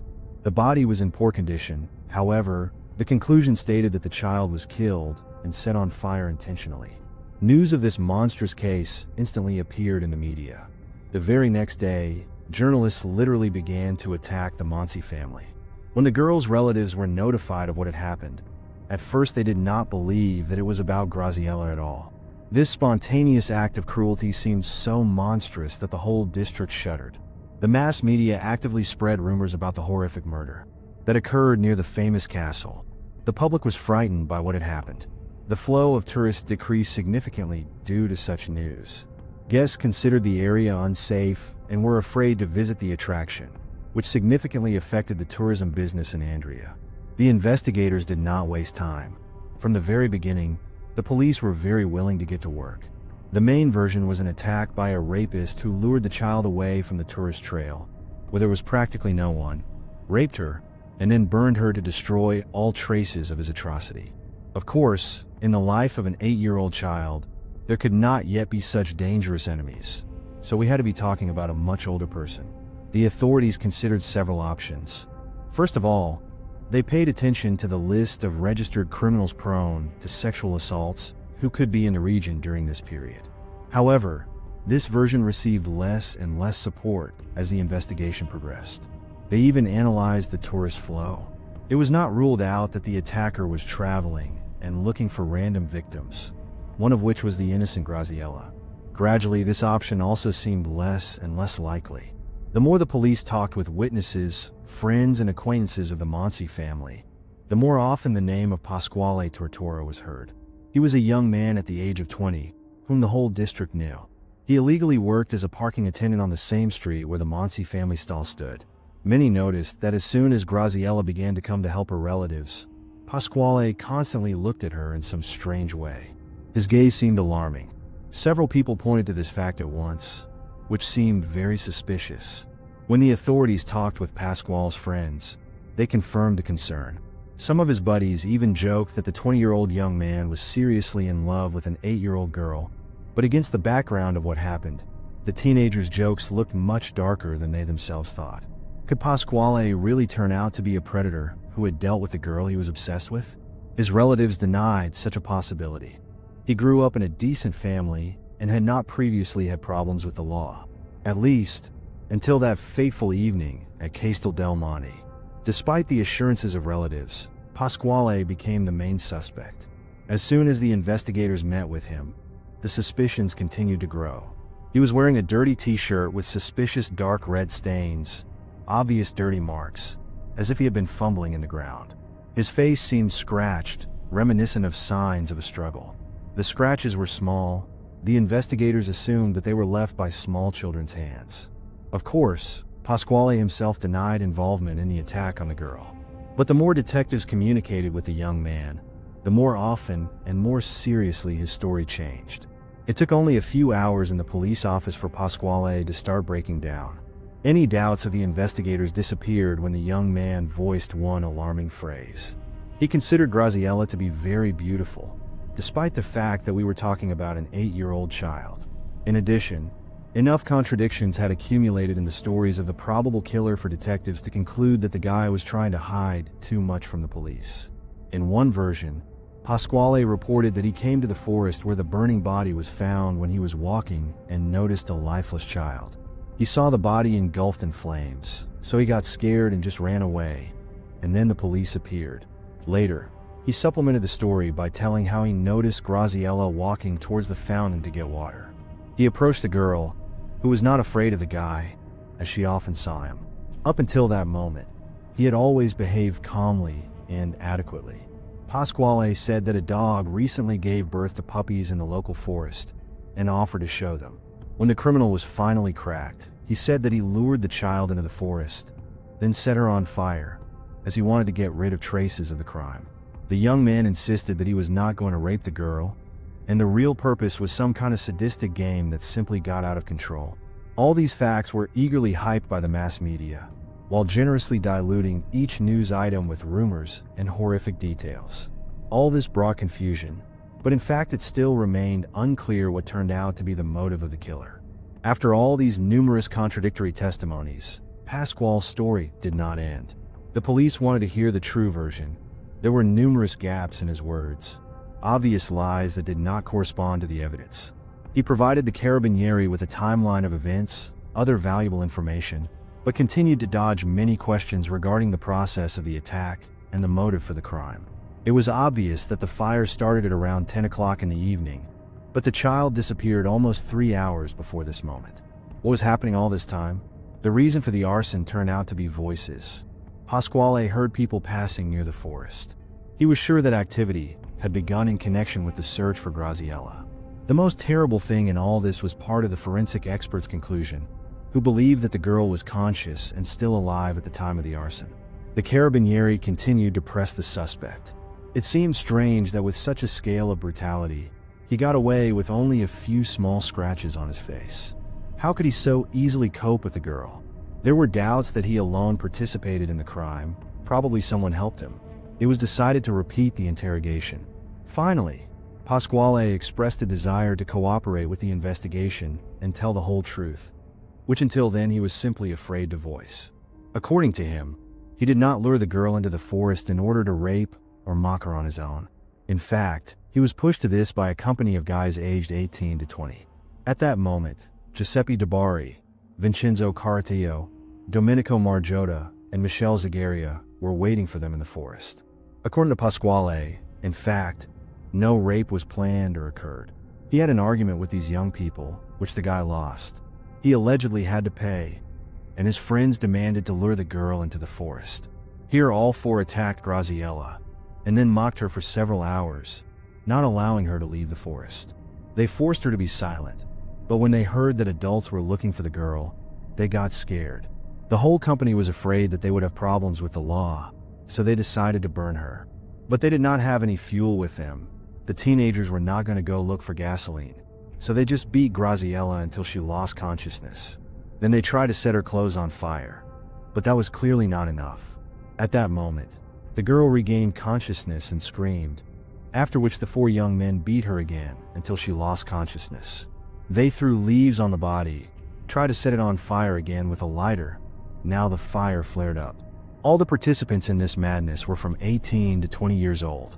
As it became known, the young men grew up in decent families and not in marginal circles, so their acts seemed monstrous and incomprehensible. Everyone who was well acquainted with the company described them as calm and adequate young people who had never been noticed for cruelty and a penchant for crime. The only one who had problems with the law out of all of them had committed one petty theft, so the decision to burn the girl alive seemed unthinkable. After Pasquale told about his friends, the police easily detained all the young people. This news shocked all of Italy. All the media trumpeted about it.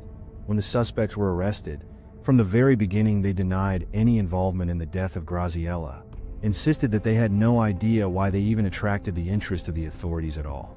However, the detectives were firmly determined to continue the interrogations until they could finally find out what happened on that fateful evening in the forest. Unlike Pasquale, these young people had clean clothes and no scratches on their faces and bodies. During searches in their homes, nothing incriminating was found. They continued to insist that Pasquale Tortora really had some strange feelings for the girl, but they themselves were not involved in what happened. Despite many hours of interrogation, none of the suspects confessed. As a result, at this stage they were simply released. The young men went home, but remained under the close watch of the authorities as suspects. Very strange, but it turned out that these four young men carried Graziella's coffin at the funeral ceremony, which took place even before Pasquale's confession. Here they were seen crying, as if they were really experiencing a heavy loss. When they were detained, the young men claimed that they took the incident painfully, as the young Graziella was familiar to them. Although they did not communicate, they often saw this sweet girl in the Mansi family's trading stall. The police suspected that all four came to the funeral for a reason. Despite the fact that they were not well acquainted with the family of the deceased, the young people, perhaps, felt a sense of guilt that they wanted to atone for, or simply intended to find out at what stage the investigation was and whether they were suspected of being involved in the massacre. This tragic ceremony attracted residents of the entire city, even several caring tourists. Therefore, the four crying guys just got lost among them and did not attract attention. When they all found themselves under interrogation again, the suspects were spoken to separately. Vincenzo and Giuseppe insisted that they had an alibi. According to the young men, Around 7 o'clock in the evening of the day when the girl disappeared, both were in the city's gaming club. Michelle and Domenico immediately refused to cooperate with the investigation. They did not want to answer questions and demanded lawyers. Of course, this only heightened the suspicions of the police. At this point, the detectives could only check the alibis provided by Vincenzo and Giuseppe and went to the computer club. The friends were really here, but they left after about an hour, and for the further period could not provide a reliable alibi, and therefore could have participated in the torture of the victim. Suddenly, Michelle and Domenico confessed to the crime. For the most part, they confirmed the story of Pasquale Tortora. According to them, the 8-year-old naive girl did not suspect that all this could end in beatings and burning, so she was interested and agreed. He managed to deceive and lure the child, since Graziella loved animals very much and enthusiastically accepted the opportunity to see the little puppies, especially since she trusted the familiar guy and did not expect such a betrayal. The wooded area was close to the place where the criminal caught his victim. It took them about 15 to 20 minutes to get there. By that time, the grandfather should have already been actively looking for his granddaughter. When they found themselves in the designated place, the rest of the criminals jumped out of their hiding places. Graziella was horrified. Probably, at that moment, the girl realized that she had fallen into a trap, but it was too late. The child could not oppose anything to her tormentors. The young men were in a state of slight alcoholic intoxication and continued to drink. For some reason, they were very amused by the fact that the girl was so frightened. According to the suspects, they did not plan a rape, but just wanted to play with the defenseless girl, mock her. Graziella was so scared that she was actually in shock. At some point, one of the company miscalculated their strength. She fell and hit her head on a stone, after which she lost consciousness. According to the young men, initially the burning of Graziella was not planned. They wanted to tie her up to scare her even more. But when she fell and lost consciousness, it brought everyone back to reality. They thought the girl was dead and panicked. At the same moment, the young men heard voices, got scared that the schoolgirl was being searched for. Probably because of the alcohol intoxication, in their inflamed brains, the idea appeared that it was necessary to destroy all traces of the execution. And fire would be perfect for this. But they did not have fuel with them. The teenagers were not going to go look for gasoline, so they just beat Graziella until she lost consciousness. They threw leaves on the body, tried to set it on fire again with a lighter. Now the fire flared up. Despite all the contradictions in the story, at the end of the trial, Pasquale Tortora received the mildest punishment. He was sentenced to 30 years in prison. There were two main reasons for this. The first lay in the confession. Of the whole company, he was the first to willingly cooperate with the investigation. Secondly, no matter how many tests the detectives conducted, everything always indicated that it was not Pasquale who set the fire on the child's body. Although he took an active part in the mockery of the victim, the investigators were sure that the other got rid of the body. The other criminals were in for a harsher punishment. They were found guilty of kidnapping, child abuse, and premeditated murder, and sentenced to the most severe punishment possible: life imprisonment and solitary confinement. It was implied that they would spend the rest of their lives behind bars, not interacting with other prisoners. Graziella's mother fainted during the sentencing. Her husband assisted her. The families of the defendants began to openly swear.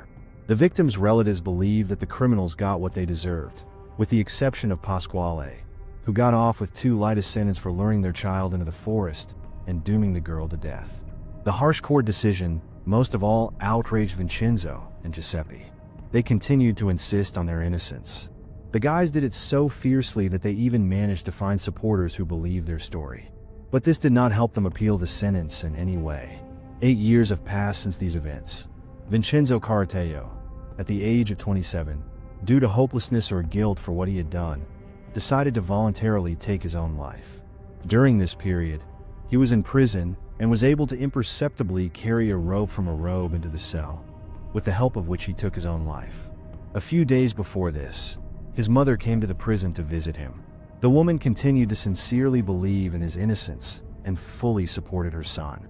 But Vincenzo himself at that moment had almost completely lost the will to live. Despite the fact that he was still alive, the woman felt that Vincenzo was no longer with her. and her maternal feelings did not deceive her. On June 19, 2013, Michelle's lawyer requested a retrial due to some judicial errors. He disagreed with its results, but the court rejected the petition. Pasquale's mother publicly appealed to the Mansi family, apologized for what her son had done. She believed that he must pay for what he did to the fullest extent of the law. Graziella's mother did not accept these apologies. She answered rather harshly, stating that Pasquale should, at the very least, go through everything that their daughter faced. If he had not lured her into the forest, the girl would have remained alive. Therefore, Graziella's parents primarily blamed Pasquale for everything. The name of Graziella Mansi is still remembered in Italy. Near the Castel del Monte, there is a small tombstone with her name and photograph, as well as a brief summary of the life story of this little girl, which ended so tragically. Here, local residents and tourists often leave flowers and toys. Naturally, the girl's relatives visit the place even more often. 24 years after the tragedy, Pasquale Tortora was released. His sentence was reduced by 6 years for exemplary behavior. At the moment, he is already a man who has turned 44 years old. He decided to start life anew. Whether he will be able to do this is difficult to say. He was the only one from the whole company who was tried under a shortened procedure, which made it possible to achieve a milder punishment. Immediately after what happened, the guys stopped communicating with each other. The relationship was not restored even by the time of Pasquale's release. Pasquale claims that not a day goes by that he does not think about what happened and the suffering he caused Graziella and her family. According to him, if Pasquale could go back to that day, he would not have committed this act. His family helped him survive this difficult period and come to his senses. He thanks everyone who gave him a chance for a new life. Graziella's mother commented on Pasquale's early release. The woman claims that with his release, the sense of justice disappeared. She believes that such people do not change and are dangerous to society, especially do not deserve a second chance. Vincenzo and Giuseppe, declaring their innocence, were perplexed as to why Pasquale was doing this to them. When Vincenzo voluntarily passed away, he wrote a suicide note in which he still insisted that he was innocent and outraged by the injustice that had befallen them. The guy entrusted the confirmation of this fact to some caring person in the future, and he himself refused to continue the meaningless struggle for his freedom. Giuseppe, Domenico, and Michelle are still in isolation. Giuseppe continues to insist on his innocence, spends all his time reading the Bible. He has come to terms with his sentence and does not try to appeal the court's decision, while the man sincerely believes that he will be released from prison as soon as his complete non-involvement in the murder of the girl is finally hidden and proven by his lawyer. The family, like him, sacredly believes in the innocence of Giuseppe and the deceased Vincenzo. All three continue to claim that Pasquale is the main culprit of the tragedy. It was he who not only lured the girl into the forest, but had already cruelly tortured her, raped her, and burned her. In support of their words, the fact speaks that only on Pasquale's body were traces of a struggle found. The girl's scratches and dirty and bloody clothes were found on his clothes. All the others were not scratched or dirty. Nevertheless, Pasquale received the mildest sentence and is already at large. The tragedy of Graziella could have been avoided, and now I'll tell you why. When we hear such stories, we often think, this won't happen to us. But it is this very confidence that makes us vulnerable. Let's break down a few critically important points that could have saved the little girl's life. The first, and most important, is the stranger rule. Yes, Pasquale was not a complete stranger to Graziella. She saw him every day near the stall. But this is where the greatest danger lies. Criminals often use such acquaintances to gain trust. A child should clearly understand. If an adult calls them somewhere, even an acquaintance, they need to first ask permission from their parents. Second, the puppy rule. It would seem banal, but it still works. Criminals often lure children using animals. Let's go see a kitten. Help me find a dog. These techniques are as old as the world, but still effective. Children should know, if someone offers to look at animals, this is a red flag. Third, the friend or foe system. Parents should create a code word with their child.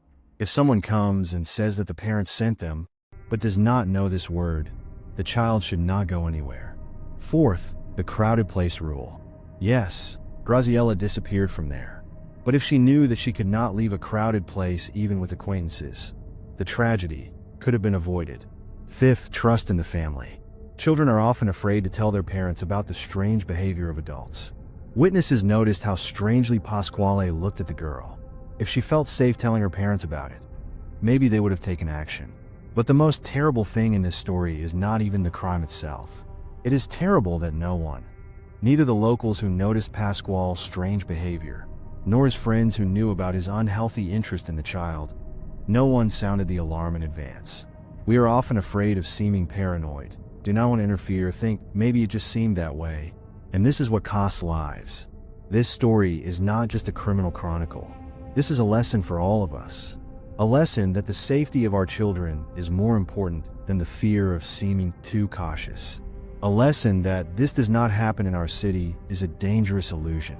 A lesson that silence can cost lives. If this story impressed you, if you want to learn about other similar cases in order to protect yourself and your loved ones, subscribe to the channel. Here we analyze real criminal cases, draw important lessons, and learn to see danger in advance. Click the bell to not miss new episodes.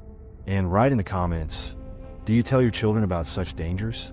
What safety rules have you established in your family? Perhaps your experience will help other parents protect their children. Take care of yourself and your loved ones. See you in the next episodes.